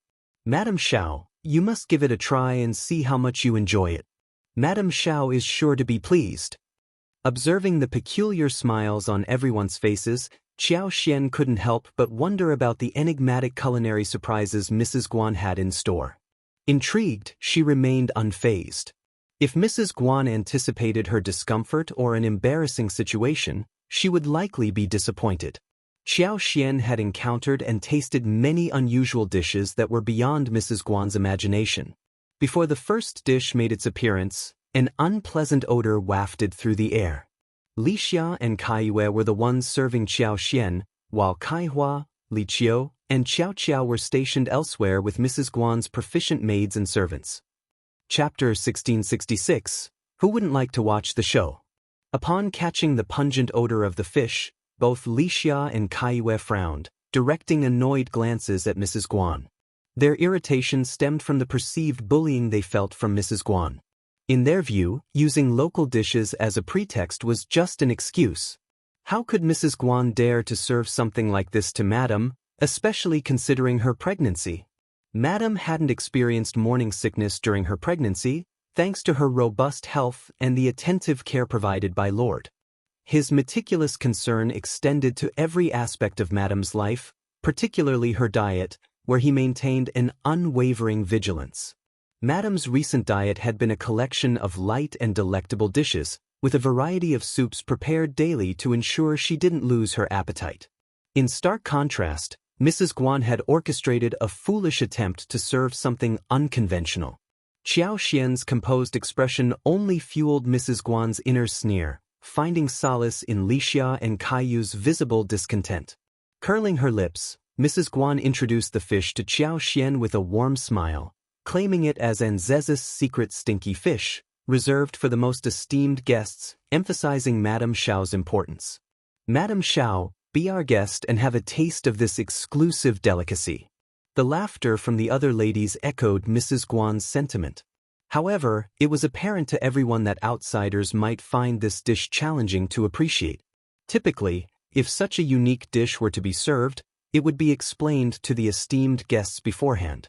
They would then decide whether to try it or not. Mrs. Guan's actions seemed more geared toward embarrassing the prefect's new wife. Those who outwardly supported Mrs. Guan were likely maintaining their rapport with her. However, many believed that the prefect's tenure might be short-lived, and consequently, they paid little attention to Qiao Xian. Who wouldn't like to watch a show?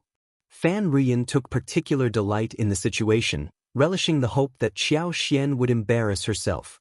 This was precisely why Fan Rian mockingly referred to her as Rui. Mrs. Guan, orchestrating the theatrical presentation, directed the maid to place the dish in front of Qiao Xian. Rather than succumb to potential embarrassment, Qiao Xian exhibited genuine interest, expressing with a smile, "Since it's a specialty of N's prefecture, I should give it a try. However, Mrs. Guan, you've mistaken me for a distinguished guest. I am in fact the wife of the prefect." Mrs. Guan's smile faltered, and she half-jokingly remarked through gritted teeth, "My apologies. Madame Xiao, you're truly magnanimous. Please don't take it to heart." Qiao Xian reciprocated with a smile. "Mrs. Guan, there's no need to apologize. It's not a significant matter. I'm merely reminding you that I'm here in An's province with my lord, not as a mere guest." "That's right, absolutely," echoed Mrs. Guan, feigning agreement with a forced smile. As they exchanged smiles, an undercurrent of mutual disdain lingered between them. Qiao Xian disliked Mrs. Guan's constant attempts to assert her dominance, as if Qiao Xian had encroached upon her territory. Conversely, Mrs. Guan harbored a general aversion towards Qiao Xian. Maintaining her composure, Qiao Xian instructed Li Xia to pick up some fish with chopsticks. After tasting it, she nodded approvingly at Mrs. Guan and remarked with a smile, "This stinky fish has a pungent aroma, but the taste is delightful. It seems to be marinated and dried, offering a chewy texture and a hint of sunshine in its flavor." Chapter 1667. Who knows? This weirdo Qiao Xian greeted everyone with a warm smile. "Let's eat." Caught off guard, Mrs. Guan quickly composed herself and responded, "Yes, yes, please, please." Smiles and pleasantries were exchanged before everyone began partaking in the dishes presented. Dish after dish was served, and for the most part, Mrs. Guan had successfully organized the reception banquet. Any hiccups or mishaps would reflect on her, and the guests were well aware of this, with Qiao Xian being absolved of any responsibility. Mrs. Guan's desire to embarrass Qiao Xian remained unfulfilled, leaving her with no outlet for her frustration. Aware of Qiao Xian's pregnancy, Mrs. Guan estimated that it hadn't progressed beyond 3 months. As a mother of 2, she possessed keen insights into the signs of pregnancy, particularly the early stages. During the initial 3 months, most pregnant women experienced nausea, vomiting, loss of appetite, and overall discomfort. In some cases, these symptoms could be quite severe, making even a few sips of water nauseating. Given the strong aroma of the secret stinky fish, Mrs. Guan doubted that many outsiders could stomach it, let alone a pregnant woman in the early stages. She secretly hoped Qiao Xian would experience a bout of nausea or, better yet, vomit on the spot. Such an embarrassing spectacle would leave an indelible mark on the prefect's wife. Regardless of future banquets in An's province, the memory of this reception would linger, stoking Mrs. Guan's anger. The more Mrs. Guan dwelled on it, the more she deemed it a brilliant idea. She eagerly anticipated Qiao Xian's reaction, only to be met with bewilderment. This odd woman, clearly in the early stages of pregnancy, managed to enjoy the stinky fish with a smile, even going so far as to praise its supposed sunlight aroma, which Mrs. Guan found non-existent. Regret gnawed at Mrs. Guan. Had she foreseen this outcome, she might have prepared alternative dishes. Now, facing this awkward situation, she feared becoming the subject of mockery among the attending ladies. As the banquet unfolded, the madams indulged in wine, contributing to a lively atmosphere. Pear blossom wine, with its mellow and moderately sweet flavor, was served. Xianxia, sharing news of her pregnancy with a smile, received congratulations but refrained from drinking. Fan Ruyin harbored regret, convinced that if Xianxia weren't pregnant, Mrs. Guan would persist in embarrassing her, perhaps urging everyone to toast her or even concocting some mischief in her drink. An entertaining scenario, in her opinion. The banquet proceeded smoothly, and after consuming noodles, the madams strolled leisurely into the garden to digest their food, sip tea, and engaged in conversations. Some took breaks to freshen up. Nearly an hour later, they regrouped to enjoy opera and other entertainment. Xianxia found herself in the parlor, engaged in conversation with several ladies. Mrs. Guan had contemplated returning to her room for a wardrobe change but hesitated, reluctant to leave Xianxia alone. Uncertain about the topic of discussion among the ladies, she decided to join them and engage in conversation. Chapter 1668. Young Master Guan. Mrs. Guan understood that if Xianxia persisted in making friends with the other ladies, she would find ample opportunities, and Mrs. Guan couldn't prevent her. Nevertheless, Mrs. Guan found it unbearable to witness Xianxia's sociable interactions right under her nose. Seeing Xianxia chatting amiably with the other ladies filled her with discontent, and she silently wished that the ladies would ignore Xianxia altogether. Sensing it was almost time for a break, Mrs. Guan stood up and suggested that everyone head to the garden stage to enjoy the show. This tactical move aimed to curtail the prefect's wife's conversations with the other madams, which had become an eyesore for Mrs. Guan. Xianxia, along with the others, exited the reception pavilion. To her surprise, shortly after leaving the pavilion, as they walked halfway along the corridor toward the waterside theater, a boy around 7 or 8 years old darted towards them. Chasing after him were a maidservant who appeared to be a nanny and 2 more maidservants. Recognizing the child, the madams and young ladies greeted him enthusiastically and made way. "Hello, young Master Guan." It was Guan Jialing, the son of the deputy prefect and his wife. Known for his mischievous nature, Guan Jialing, pampered by his mother, often acted as a little tyrant in the state government office's backyard. Even when attending events as a guest, he rarely displayed well-behaved conduct. With the reception banquet for Xianxia underway, Mrs. Guan foresaw being occupied and unable to attend to her son. Anxious that he might cause trouble, yet concerned he might be mistreated, Mrs. Guan instructed the nanny and 2 maids to care for the young master and prevent him from leaving the west yard. The nanny and the 2 maidservants reluctantly accepted the order, all the while nursing silent complaints in their hearts. Dealing with young master's strong-willed personality posed a formidable challenge, and they knew it wouldn't be easy to confine him to the western campus for an entire half-day. Their expectations turned out to be accurate. Despite their best efforts, they could only manage to detain him for half a day.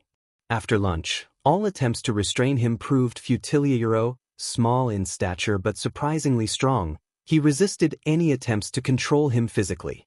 Moreover, given his favored status as the master's son and his tendency to complain to Mrs. Guan, the nanny and 2 maids dared not impede his movements.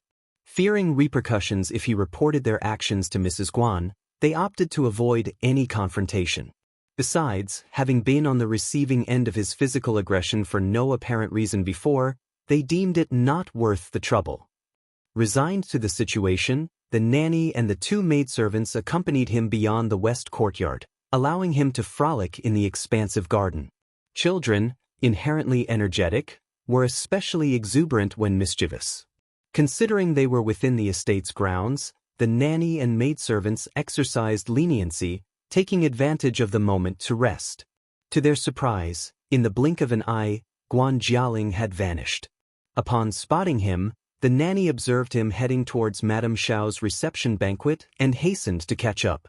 As her son approached, Mrs. Guan cast a disapproving glance at the nanny and the 2 maids, though a trace of happiness lingered at the sight of her son after a brief absence. Before Mrs. Guan could utter a word, Guan Jialing abruptly shook her off and kicked Xianxia, startling everyone present. Reacting swiftly, Qiao blocked Xianxia's path, but Guan Jialing persistently kicked and hit her several times while vehemently scolding her. "Who told you to bully my mother? Who told you to bully my mother?" I will kick you to death. Hit. Upon realizing it was Kaiwei who bore the brunt of the kicks, Guan Jialing redirected his aggression toward Xiao. Chapter 1669. Shouldn't Mrs. Guan give an explanation? Kaiwei hurriedly intervened to stop Guan Jialing, while Li Xia, frightened, assisted Xiao to a safer location. People, startled by the commotion, quickly regained their senses and rushed forward to help. Anxiously crying out, Mrs. Guan pleaded, "Qiao, stop," as she rushed forward to pull him away. The already narrow corridor became even more crowded, with people pushing and colliding amid the chaos. The cacophony of screams and shouts intensified. Lord Xiao swiftly intervened, pulling Guan Jialing back from the turmoil. Mrs. Guan, fearing her son might be hurt inadvertently, struggled to keep pace. "Jar, calm down. Don't misbehave." Concerned that Xiao might retaliate against her son, Mrs. Guan sought to protect him and instructed those around her, "Take the young master home, be cautious, and avoid frightening Himeyuro." The tumultuous atmosphere, filled with shouts and screams, distressed her son. Mrs. Guan's heart ached at the thought. Liu, Kaihua, Qiao, and the others were present, and upon seeing Xiao unharmed, they sighed in relief. As the scene gradually calmed, Mrs. Guan, looking at her son with concern, appeared as if he had been wronged. Xiao, incensed, sneered and addressed Mrs. Guan, "Mrs. Guan, don't you owe me an explanation?" All eyes turned toward them, and the madams and young ladies waited for Mrs. Guan's response. In the face of Xiao's question, Mrs. Guan felt a mixture of embarrassment and irritation. She struggled to maintain composure, forcing a smile as she replied, "Madam Xiao, the child is still young and thoughtless. Are you genuinely upset by such a child?" Li Xia and the others, infuriated by Mrs. Guan's shameless behavior, glared at her with disdain. Xiao sneered. "Indeed, the child is young and naive, but I would like to know, Mrs. Guan, where did he pick up such words? Who taught him this? When did I ever mistreat you, Mrs. Guan? Please clarify." Mrs. Guan, feeling a mix of anger and anxiety, retorted, "Children can be talkative. He might have said something without any basis. Madam Xiao, why are you dwelling on this matter? Do you suspect that I instructed him? It's absurd. Why would I teach my son to say such things? What benefit would it bring me to teach him that?" That was Mrs. Guan's response. Xiao's lingering suspicion further fueled Mrs. Guan's frustration. She genuinely had not coached her son to make such statements. She had never uttered anything of the sort in his presence.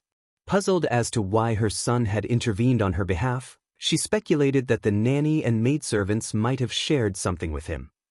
Mrs. Guan, however, saw her son's actions as considerate rather than misguided. Moreover, he hadn't harmed Xiao. He had merely kicked one of the maids a few times, which she considered inconsequential. Seizing the moment to assert herself, Xiao coldly stated, "That is your concern, and it doesn't involve me. If you don't offer an explanation, this matter won't be dropped." Suddenly, Xiao winced, placing her hands on her belly. "My stomach is in pain. It hurts." Li Xiao, Li Qiao, and the others were thrown into a panic. Chapter 1670. Shocked. "Madam, don't be afraid. Madam, you must be shocked. Madam, please be all right. Get a doctor. Where's old master? Go and tell him." Li Xia, Li Qiao, and the others were panicking, and Mrs. Guan was startled too. She quickly instructed someone to help Xiao sit down. Despite the pain, Xiao scolded them. "Don't come here. Don't come here." Mrs. Guan stiffened and concealed her inner fury. What kind of look was that? "I am so sorry for what happened today. I will hold a banquet for you another day. I am so sorry." Xiao threw a look at the crowd and gestured for Li Xia and Li Qiao to assist her. Kaihua, and the others hurriedly followed. Mrs. Guan seethed with anger. She had organized the reception banquet, and it ended up like this. How unlucky. Uncertain if Xiao's stomachache was genuine or an act, Mrs. Guan, amidst the chaos, couldn't discern the truth. Nevertheless, she felt compelled to check and express concern, given the situation. Forced to smile, Mrs. Guan bid farewell to everyone. Recognizing that the reception banquet had concluded prematurely due to the incident, the guests swiftly conveyed polite sentiments, expressed concern for Madame Xiao, and departed one by one. After apologizing, Mrs. Guan instructed the housekeeper to see off the guests and then hurried to the east courtyard. Xianxia was startled, but her stomach did not hurt. However, Mrs. Guan's attitude was so irritating that she couldn't let it slide without causing some trouble. When Mrs. Guan arrived, Xianxia was feigning pain, and Li Xia and the others were anxiously trying to comfort her. Soon Xiao Yunduan rushed in. Wife. Although Xianxia had been pretending, seeing Xiao Yunduan made her feel wronged. She started crying in his arms, complaining about how frightened she was. Xiao Yunduan's heart ached. He gently patted her shoulders and offered words of comfort. Then he shot a cold look at Mrs. Guan. Standing there, Mrs. Guan felt extremely embarrassed, unsure whether to stay or leave. She even regretted following them in. Now that she was crying and being comforted by her husband, it was not appropriate for Mrs. Guan to interrupt, let alone turn around and leave. When the doctor finally arrived, Xiao Yunduan asked the doctor to examine Xianxia. Mrs. Guan's heart raced as she nervously awaited the doctor's verdict. The diagnosis revealed that Xianxia had experienced a miscarriage and needed to rest in bed. She was prescribed medicine for 3 days and advised to return for a follow-up. Xiao Yunduan nodded, instructing the doctor to write the prescription and procure the medicine. He assisted Xianxia in lying down and instructed her to rest well. Then he stood up and turned to Mrs. Guan. Mrs. Guan, please come this way. Mrs. Guan finally seized an opportunity to speak. She let out a sigh of relief and forced a smile. Lord Xiao, actualero, Mrs. Guan, please. Let's discuss this outside. We mustn't disturb my wife's rest. She cannot endure any more shocks. Taken aback, Mrs. Guan nodded and left.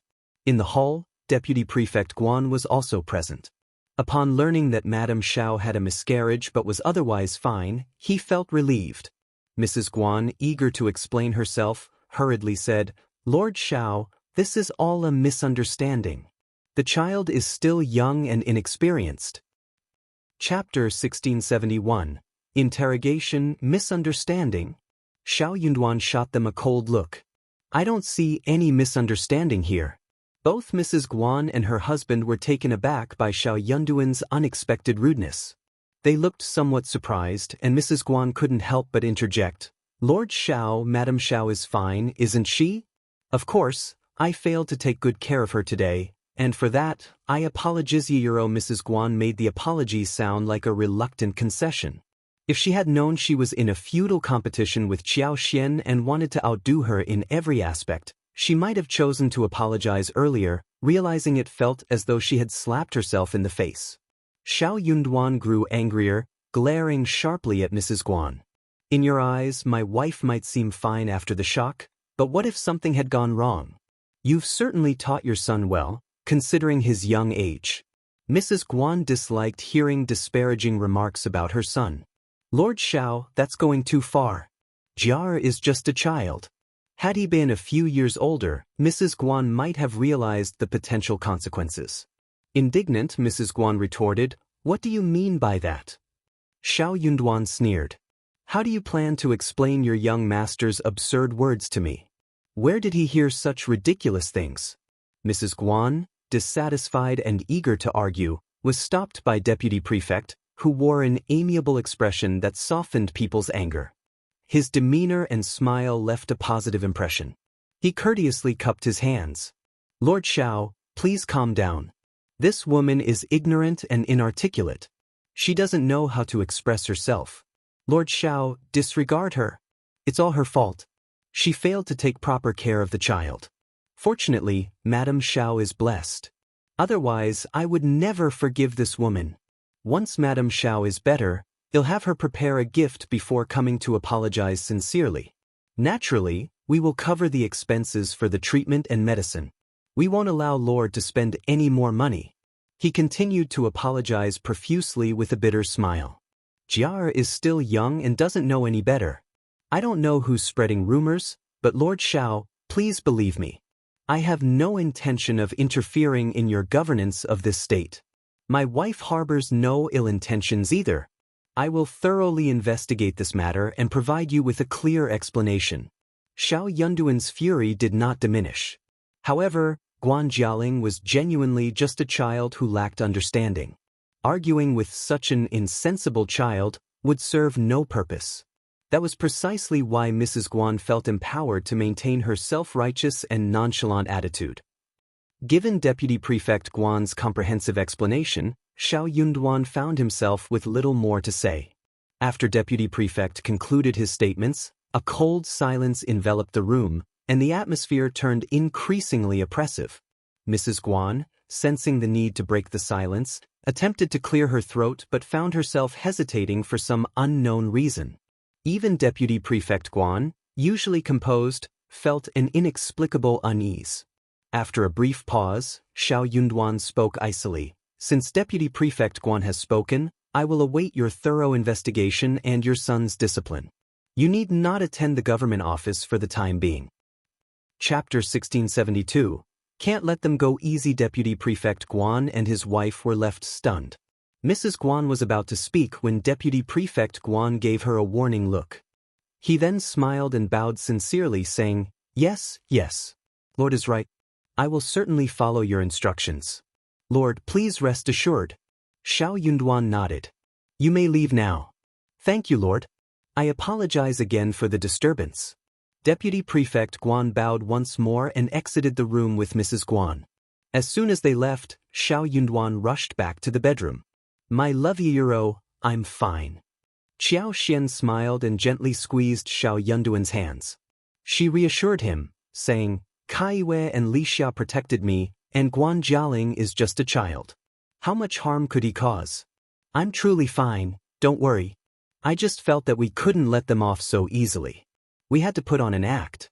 Children could indeed be quite troublesome." Xiao Yunduan held her hands, feeling a sense of relief. "I'm glad you're okay. Please be cautious in the coming days, and be even more vigilant in the futuro." Upon receiving Song's, his report, the blood in his veins seemed to freeze. In that moment, it felt as if his heart had stopped beating.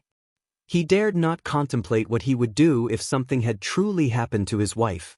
Xiao Yunduan chose not to disclose Mrs. Guan's words to Xiao, which only fueled her anger. After consoling Xiao, Xiao Yunduan advised, "I believe Mrs. Guan is an ignorant and self-centered individual. Keep your distance from her and those in the west courtyard." Xiao nodded with a smile. "I never intended to befriend Mrs. Guan. He will come tomorrow to offer an apology. If you prefer not to see him, you have every right to decline." Xiao smiled. "Certainly not." Xiao Yunduan grinned. "Well, that man is a bit thoughtless and muddled. I hope you won't take offense." Xiao chuckled. "All right, I won't let it bother me." They continued their conversation for a while. Concerned about Xiao's well-being, Xiao Yunduan eventually assisted her in lying down, tenderly kissed her, and then left. The reception banquet at the restaurant naturally came to an end. Seizing the opportunity, Xiao Yunduan decided to suspend Deputy Prefect Guan, necessitating a visit to the government office. With a sneer, Xiao Yunduan was eager to see what kind of response would be elicited. Returning home, both Mrs. Guan and Deputy Prefect Guan appeared disgruntled. Mrs. Guan fumed, "Lord Xiao is truly influential. He exploited the opportunity to suspend you, old master. Humph, it seems he's using this as an excuse to seek revenge." Deputy Prefect Guan, while also displeased, displayed a more composed demeanor. He replied indifferently, "Don't make a fuss. He's the prefect. If he wants to suspend me, he'll find a reason. Besides, it's quite fortunate. I've been occupied all year, and now I can enjoy a break. A half-day of leisure is a rare blessing. I'm curious to see how Lord Xiao manages the entire government office. I've been in charge for so long, there's no part of the government untouched by my influence. A few instructions from me, and Lord Xiao won't be able to do much. He'll have no choice but to plead with me to return." He eagerly anticipated Xiao Yunduan coming to beg him to return. Upon hearing his words, Mrs. Guan's eyes sparkled with delight. She couldn't resist gloating and said with a smile, "Excellent. Old master, That's a brilliant plan. Since Lord Xiao thinks he's clever, let him enjoy himself. Chapter 1673. Is it really not you? When he discovers he's been asked to shoot himself in the foot, he'll surely regret it. When he extends an invitation to you, old master, do not readily agree. Deputy Prefect Guan sneered. Certainly. Deputy Prefect Guan furrowed his brows once more and remarked, I haven't even addressed your involvement yet. How could you instruct Qiao to engage in such folly? Some matters can be handled discreetly, but not so openly. It benefits us nothing to clash with them, especially in front of numerous guests. Madame Xiao is expecting. If something were to happen, how can the couple refrain from seeking vengeance? What folly have you committed? Old master. Mrs. Guan panicked upon hearing this. I genuinely did not advise him on this. How could I be so thoughtless? You know my character, don't you? Regardless of my displeasure with Madame Xiao's conduct, I would never harm the child in her womb. I was just as shocked. Are you absolutely certain it wasn't you? Old master, why would I deceive you? You know the kind of person I am. Deputy Prefect Guan pondered the situation and concurred. It seemed implausible for his wife to act so foolishly. Did you perhaps say something to the maidservants that the child overheard, leading Toro? Mrs. Guan was left speechless. Well, Hero, this was not beyond the realm of possibility. Her heart ached for her son. Given the chance, he would always remain by her side. Since he was still young, she and the maidservants naturally didn't purposefully exclude him. If her son happened to recall that conversation, it could prove problematic. Mrs. Guan felt both troubled and relieved. The trouble lay in this incident, while the solace stemmed from her son's deep affection for her. Indeed, he was the son she cherished the most. Observing her distress, Deputy Prefect Guan formed a rough understanding. He advised, Qiao is gradually maturing. You must exercise more caution in the future. Some things shouldn't be discussed in his presence. He has a sharp memory, but he may not fully comprehend. It wouldn't bode well if he inadvertently revealed something outside. Mrs. Guan's heart skipped a beat, and she was taken aback. She hastily agreed. Certainly, some matters were not meant for outsiders. Ursiro, this issue is straightforward. Bring Qiao here and inquire with him. Mrs. Guan stated, Qiao was also frightened today. Old master, you should question him carefully later. Patience is key, scolding him won't help. I understand what needs to be done. Hurry and summon him. Mrs. Guan issued the command, and her maid Zhenju went to fetch him. Soon, Guan Jialing, the nanny, and the two little girls were summoned. Mrs. Guan had always been wary of the nanny, fearing she might influence her son against her. Hence, the Guan family's nanny held a lower status compared to others.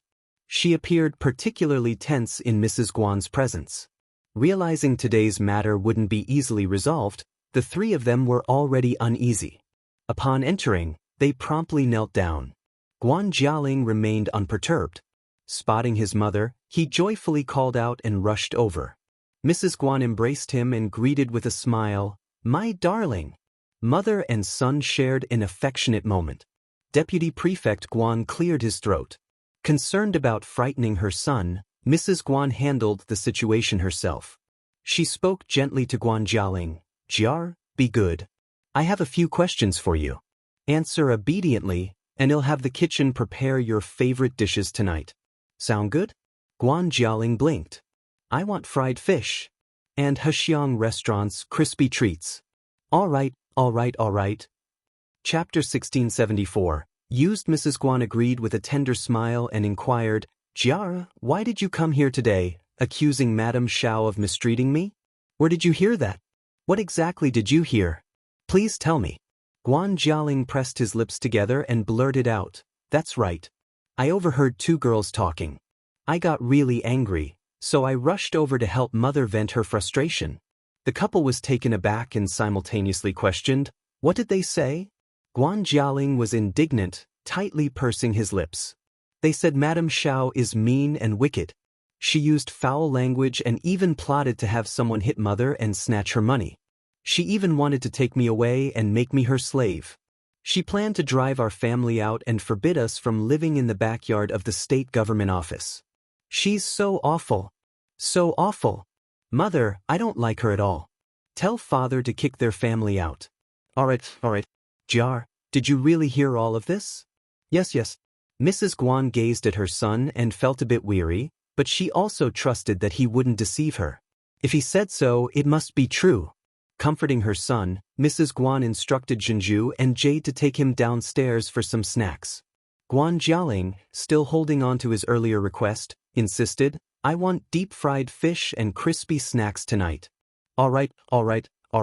Mother will instruct the kitchen to prepare deep-fried fish, and he'll have someone fetch your snacks. Only after her son happily followed the two girls did Mrs. Guan turn her attention to the nanny and scolded, Are you deaf? Why didn't you come to me when you overheard such absurdities being uttered in front of the young master? Deputy Prefect Guan also frowned, his gaze stern. It was evident that someone sought to sow discord, deliberately stirring up trouble with ill intentions. The nanny's face paled with fear at the gravity of the accusation. The prospect of being blamed for such a serious matter terrified her. Madam, I swear I'm innocent. I had no idea. Young master is so lively and active. Sometimes, I may lose sight of him momentarily. I promptly searched for him. While I did find him quickly, there was a brief period when I wasn't with young master. Perhaps someone exploited that. Tamiro the nanny quickly confessed, pleading for mercy. It's entirely my fault. I shouldn't have been careless. I'll learn from this mistake and be more vigilant in the future. Please, madam, show mercy. The two little girls were also frightened and joined in begging for forgiveness. Mrs. Guan sneered, Do you realize the trouble your negligence has caused me? Offering apologies won't absolve you of responsibility. I won't dare. Mrs. Guan expressed her frustration, swearing, Who is behind this? How dare they manipulate my son like this? I'll find out and deal with them severely. Mrs. Guan questioned the nanny and the maidservants about anyone suspicious. Deputy Prefect Guan pondered before stating, Madam, I suspect it wasn't our servants. Who would dare use jar like this? Our servants wouldn't risk it. Besides, Jar is still a childuro, impulsive and unable to restrain himself. He likely overheard the maidservant's conversation and jumped to conclusions. Ask him if he heard it today. Mrs. Guan snapped back to reality and hastily instructed Nanny Ding to inquire. Nanny Ding returned promptly, nodding. Old master, madam, young master did indeed hear it today. Upon hearing it, he rushed toward the banquet guests. Chapter 1675. We can only acknowledge this matter. Deputy Prefect Guan's tone turned cold. Madam, it seems that our Jiar has been manipulated as a pawn. I suspect it might be a servant girl of one of the guests who deliberately spread these rumors. Finding any evidence might prove challenging. Mrs. Guan clenched her teeth, acknowledging that her husband's assessment likely held truth. With a limited number of servants at home, and most of them assisting with the event, it seemed implausible that one of them had orchestrated such a scheme. Her own maidservant in particular lacked the cunning to exploit her son for trouble. Considering the guests, Mrs. Guan faced a dead end. Investigations appeared futile. After lunch, numerous madams, ladies, and maidservants strolled through the courtyard, making it practically impossible to identify a potential culprit. Lord Xiao and Madame Xiao have managed to make enemies in just a few days. Observing his wife jesting at Xiao Yunduan and his wife, Deputy Prefect Guan frowned. We have no choice but to accept it. He shot a cold gaze at the nanny and the two little girls. Be cautious with your words. Utter nothing inappropriate. Otherwise, the nanny and the two girls nodded vigorously, expressing their agreement while desperately avoiding any wrong moves. As they conversed, a maid entered, reporting that Miss Liqiao from Madame Xiao's household had arrived. The couple exchanged glances, and Mrs. Guan sneered. You sent her over so quickly? Afraid I won't offer an apology? Call her in. Liqiao entered and greeted them. Mrs. Guan gave a half-smile. Miss Liqiao, what brings you here? Liqiao spoke. Mrs. Guan, our madam sent me to request some ointment for swelling and pain. The young master in our madam's family is quite strong. The bruise on Caillou's leg, about the size of a palm, is red and swollen. It's painful to the touch. Our madam forgot to prepare the medicine, so she thought of asking Mrs. Guan first. If you don't have any, we'll need to summon a doctor. Both Mrs. Guan and Deputy Prefect Guan's eyelids twitched. A doctor? If a doctor were to be involved, who knew what information might be revealed? Mrs. Guan understood that Qiao had come to mock and humiliate her, but she had no choice but to suppress her anger and respond with a forced smile. There's some ointment. Nanny Ding, fetch it. Jiar was thoughtless and caused Miss Caillou distress. Consider this ointment an apology. Miss Caillou, please don't take it to heart. She couldn't bring herself to apologize to Xiao, let alone a mere maid like Caillou. Had it not been for Xiao sending someone, her son wouldn't have mistreated a maid at all. But that was it. Apologize to a maidservant? It was out of the question. Qiao understood that Mrs. Guan wouldn't apologize. Accepting the ointment, she smiled and added, My madam has more to convey to Mrs. Guan. Her servant will deliver the message. No need for any intermediaries. If there are any more injuries, she won't let it slide so easily. Qiao gave a pointed look at the stunned Mrs. Guan and departed. Mrs. Guan seethed, How dare she? She's just a lowly maid. What does she mean by all this? Making a fuss over a mere maid. Deputy Prefect Guan also harbored a sense of disgust and remarked, Exercise restraint with our people in the future. After all, we're not the sole residents behind this county office. Bah! Chapter 1676, Compensation. The following day, Mrs. Guan arranged a substantial gift and sent the nanny and the two girls to visit Xiao, intending to offer an apology. The explanation crafted was, naturally, centered around the nanny and the two maidservants failing to adequately care for their young master. The maids, given to gossip, uttered a few inappropriate words about their master. Mrs. Guan's son, feeling neglected during her guests' entertainment, became displeased, and that led to the regrettable incident. I sincerely apologize, Madame Xiao. Mrs. Guan expressed remorse and handed over the nanny and the two maids to Xiao, instructing her to deal with them as she saw fit. Xiao found herself disgusted once again. Handing them over to her for punishment? They are your servants, Mrs. Guan. I have no authority over them. You may administer the punishment yourself. Mrs. Guan didn't want to complicate matters for Xiao, so she smiled and replied, I offer a genuine apology, Madame Xiao. The servants have indeed erred, and they should face consequences. Rest assured, Madame Xiao. Xiao inquired, What do you propose, Mrs. Guan? Mrs. Guan felt the urge to curse. As you wish, Madame Xiao. Xiao suggested, If that's the case, let's proceed. Take the young master outside and administer a public flogging, so everyone can witness the consequences of negligence. Qiao, inform our staff to pay close attention. While observing the punishment was one aspect, it was crucial to convey that Mrs. Guan had ordered the flogging. Qiao agreed and hurriedly left. The nanny and the two girls continued pleading for mercy, but they were swiftly escorted away. Mrs. Guan felt irritated. Xiao was the one who mentioned flogging, so why was she now saying it was Mrs. Guan's idea? When did she say such a thing? For such a trivial matter, Madame Xiao had taken it too far. Mrs. Guan had anticipated that Xiao might teach the nanny and the two girls a lesson, but she never expected her to resort to flogging. Yet, Xiao had made her stance unequivocal, leaving no room for changes even if she desired to backtrack. Unhappy with the situation, Mrs. Guan aimed to reciprocate and said, I should inform Madame Xiao of one thing. Jiar mentioned overhearing two maids gossiping in the garden yesterday, and it angered him. The maids were hidden by the flower shade, and he couldn't identify them. Curiously, the nanny and the maids were absent at the time. I suspect they might not be our maids. I wonder which lady they might be attending the banquet with. Of course, it's just a speculation. In merely mentioning it casually, Madame Xiao.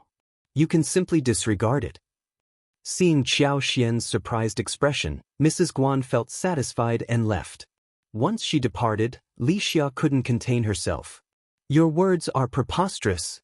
We've only been in An's province for a short time. How could something like this happen? You must be evading responsibility and spreading baseless accusations to create trouble for our madam. With no known adversaries, who would commit such a malicious act? Xiao blinked and chuckled. Actually, I believe she's not lying.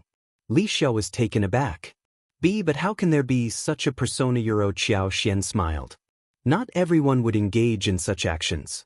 Sometimes it's merely a fleeting thought. After all, many harbor resentment when Lord is present, seizing every opportunity to stir up trouble. From now on, pay attention to everything. Understood, madam? Chapter 1677. That makes sense. When Xiao Yunduan returned and Xiao briefed him, he wore a look of realization and commented, I found it strange yesterday, so it all adds up now. Xiao smiled. I didn't dwell on it much, but Mrs. Guan's words provided some clarity. Certainly, no matter how foolish and impulsive Mrs. Guan might be, her actions didn't align with her usual behavior. She was fortunate and in good health, so everything turned out fine. However, if things had taken a turn for the worst, it could have resulted in a blatant murder. No one would believe it had nothing to do with Mrs. Guan. The consequences would undoubtedly be severe, possibly leading to the death penalty for the couple. Was there any reason for her to hastily escalate the situation into an irreparable conflict? The reception banquet, hosted by her abbot, would never have allowed her son to engage in such behavior. Without her guidance, the servants and nanny wouldn't dare act independently. Mrs. Guan wasn't the type to tolerate a servant bullying her master and acting without restraint. However, children couldn't always control their emotions. When angered, they tended to act impulsively, disregarding consequences. It was conceivable that certain guests aimed to instigate a conflict between the local powerful figure, DeputyPrefect Guan, and the newly arrived Lord Xiao, who had recently reached his peak. The culprits remained a mystery to Xiao and Xiao Yunduan. This couldn't be helped. Their time in En's province had been brief, and this marked their first official interaction with these influential clans. Beyond this incident, there had been no other interactions, making it challenging to discern how they had unknowingly offended someone. No matter what, this serves as a lesson for us, Xiao Yunduan remarked in a serious tone. The wealthy families and local powers here are bolder and more audacious than we initially thought. My wife, exercise greater caution in the future. Avoid unnecessary outings. Xiao Yunduan understood that his wife wasn't someone who would confine herself to the mansion forever. He embraced her and planted a gentle kiss on her forehead. With a tinge of guilt, he softly said, Be careful. Things will get better after the child is born. Genuinely worried now. While the backyard of the state government office was somewhat manageable, venturing outside posed uncertainties. Xiao Yunduan couldn't afford to take any risks, especially with a pregnant wife. Whether it was physical harm or merely fright, it was a significant concern. Unable to disclose her superpower to Xiao Yunduan, Xiao nodded and smiled. I understand. I'll be cautious and won't venture out unless absolutely necessary. I'll inform you whenever I need to go out. Recognizing his wife's reliability, Xiao Yunduan reassured her, I'll accompany you whenever you go out. Koi, Sun Bai, and the others. Xiao responded with a smile. However, she recalled that Mrs. Guan had initially shared this information to taunt and complicate matters for them. She intended for Xiao Yunduan to witness the challenges he faced in this place. Little did she know that it turned out to be quite the opposite. Had Xiao known, she might have found it infuriating. Unbeknownst to her, it was Fan Ruyin who orchestrated the scheme. Displeased by the lack of respect she felt she deserved, Fan Ruyin perceived Madame Xiao as arrogantly indifferent, even toward the Fan Familiaro, one of the three prominent families. Seizing an opportunity, Fan Ruyin, seated casually, nonchalantly strolled through the garden with her two maidservants. Upon spotting the young master of the Guan family alone, she seized the moment and instructed her maidservants to approach him. Chapter 1678. Complaint. Fan Ruyin impulsively acted without any intention to harm Xiao. Her motive was rooted in personal dissatisfaction. Given the opportune moment, she decided to capitalize on it. The eventual outcome held little importance for her. She was content as long as it brought her satisfaction. Even if she failed to achieve her intended goal, it didn't bother her. After all, there was no loss on her part. With the numerous guests present, it was practically impossible to pinpoint her involvement. Moreover, considering the strained relationship between Mrs. Guan and the new Madame Xiao, it was evident to anyone that even Madame Xiao herself wouldn't suspect any wrongdoing in her son's actions. As for Mrs. Guan, would she be able to discern the truth? As a prominent figure among the three great families, Fan Rian had always carried herself with pride. In An's province, no one dared to challenge her status. Old Lady Fan inquired about the reception banquet and the well-being of the prefect's new wife. Before the two sisters-in-law could share their thoughts, Fan Rian interjected, "Madame Xiao is exceedingly arrogant and dismissive." I greeted her with a smile, but she responded perfunctorily and showed no interest in acknowledging me at Ala Euro. Aren't all the officials' wives like this? They are truly vexatious. Why don't you take a closer look at this place? Let them revel in their arrogance. First Madame Fan and second Mrs. Fan exchanged glances, both rendered speechless and bewildered. Regardless, they couldn't recall any instance of Madame Xiao disregarding their sister-in-law. It puzzled them, but they assumed it stemmed from their sister-in-law not actively seeking her favor. To Fan Rian, this absence of overt flattery appeared as arrogance and neglect. Internally sneering, neither of them had any inclination to speak up for Qiao Xian. It seemed a trivial matter, and their mother-in-law consistently protected her. Speaking out might only invite scolding without any substantial benefit. Old Lady Fan expressed her displeasure, furrowing her brows as she remarked, "I heard that Lord Xiao was the previous primus. He is so young, so his wife must be young too. Young people should be proud. She doesn't give face to the Fan family in An's province. Humph, she thinks too highly of herself." Fan Rian sneered in agreement. "You're absolutely right. Let's wait and see how long Lord Xiao can maintain his position here." Meanwhile, Qiao Xian attended to her duties in the mansion while caring for the baby, but she didn't halt Songshi and Mian Mian from their work. Zheng Sang returned from Yuzhong province, bringing Yuezhing Xiao's response. Yuezhing Xiao straightforwardly agreed to provide the seed as requested by Qiao Xian. He would also handle obtaining the seeds of King Solomon's seal, crowdipper, angelica, and honeysuckle. Both Qiao Xian and Xiao Yunduan felt relieved. Their long-standing friendship with Yuezhing Xiao had proven valuable. Qiao Xian planned to promote the cultivation of potatoes, herbs, peppers, star anise, and other cash crops in the mountainous region. While she had a preference for more expensive herbs like false starworts and Gastrodia elata, it was too conspicuous to cultivate them before establishing a stable foundation. Opting for King Solomon's seal, crowdipper, and similar crops was a strategic move. Though not as lucrative as the high-end herbs, they still held significant value, and Qiao Xian intended to gradually expand and develop in the future.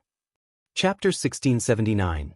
Plant. Regarding peppers and aniseed, Qiao Xian had discovered wild varieties in the nearby woods during her land visit with Xiao Yunduan. They appeared to be of good quality. During that moment, a realization struck her. Why else would she purchase 50,000 mu of farmland in one go? Confident in her superpower, she harbored no concerns about the growth of herbs, peppers, star anise, and the like. Post-harvest, she planned to dry them and secure a buyer. Even with limited mountain transportation, she remained unfazed. While she had contemplated planting lychees, longan, mangoes, dragon fruits, and more, she ultimately abandoned the idea. These tropical fruit trees weren't suitable for this location, but she intended to revisit the notion in 2 years. Given the proximity to Yuzhong province, transportation of these fruits would be relatively straightforward. With her crop choices determined, it was time to embark on exploration. Time was of the essence, but Qiao Xian was prepared to invest. 1,000 mu of prepped land was ready for medicinal herb cultivation. The adjacent 3,000 mu of wasteland, while slightly flatter than the mountainous terrain, presented its own challenges. Overgrown bushes and thorny stems posed obstacles, requiring extensive effort to clear the land. As for the mountainous areas, Qiao Xian had already identified the purchased plots, predominantly covered in weeds with fewer trees. Despite the selected areas having less dense foliage, the task of clearing remained substantial. With spring plowing approaching, the window for sowing seeds was imminent. Farmers would soon be engrossed in their busiest season, making labor more expensive for hiring land pioneers. Furthermore, time was of the essence. The cultivation of herbs, potatoes, peppers, and star anise needed to commence before mid-May. Qiao Xian's instructions to Songshi and Mian Mian instilled a sense of urgency among everyone. Songshi sought employment in the city, securing a job that paid 35 won per day, inclusive of lunch. This role was considered relatively superior, attracting many applicants. However, acquiring tools like hoes, sickles, hatchets, axes, and other implements for land cultivation proved challenging. Iron farming tools were not cheap, and households in the countryside often lacked complete sets, let alone city dwellers with limited access to land. Unfortunately, wasteland reclamation necessitated iron tools. Regrettably, Songshi had to abandon his efforts due to the unavailability of these tools. Despite blacksmith shops in the city, iron farming tools were not readily accessible. Purchasing them posed difficulties as the supply was limited, with only around 40 various tools available. In the end, only 80 people were hired, and only half of them were able to bring their own farming tools. Handling the mountainous terrain, Songshi led a few individuals to oversee the work. Meanwhile, on the flat ground, Lu Qian, Liu Fu, Li, and others took charge. Qiao Xian provided reminders to organize and distribute the workload efficiently. They decided not to take the firewood generated during land reclamation daily, fearing disputes over who took more or less. Instead, they accumulated it, intending to distribute it evenly among the workers at a later date. This precaution aimed to avoid unnecessary conflicts and maintain smooth progress. Though a seemingly small benefit, it could potentially spark disputes if not managed carefully.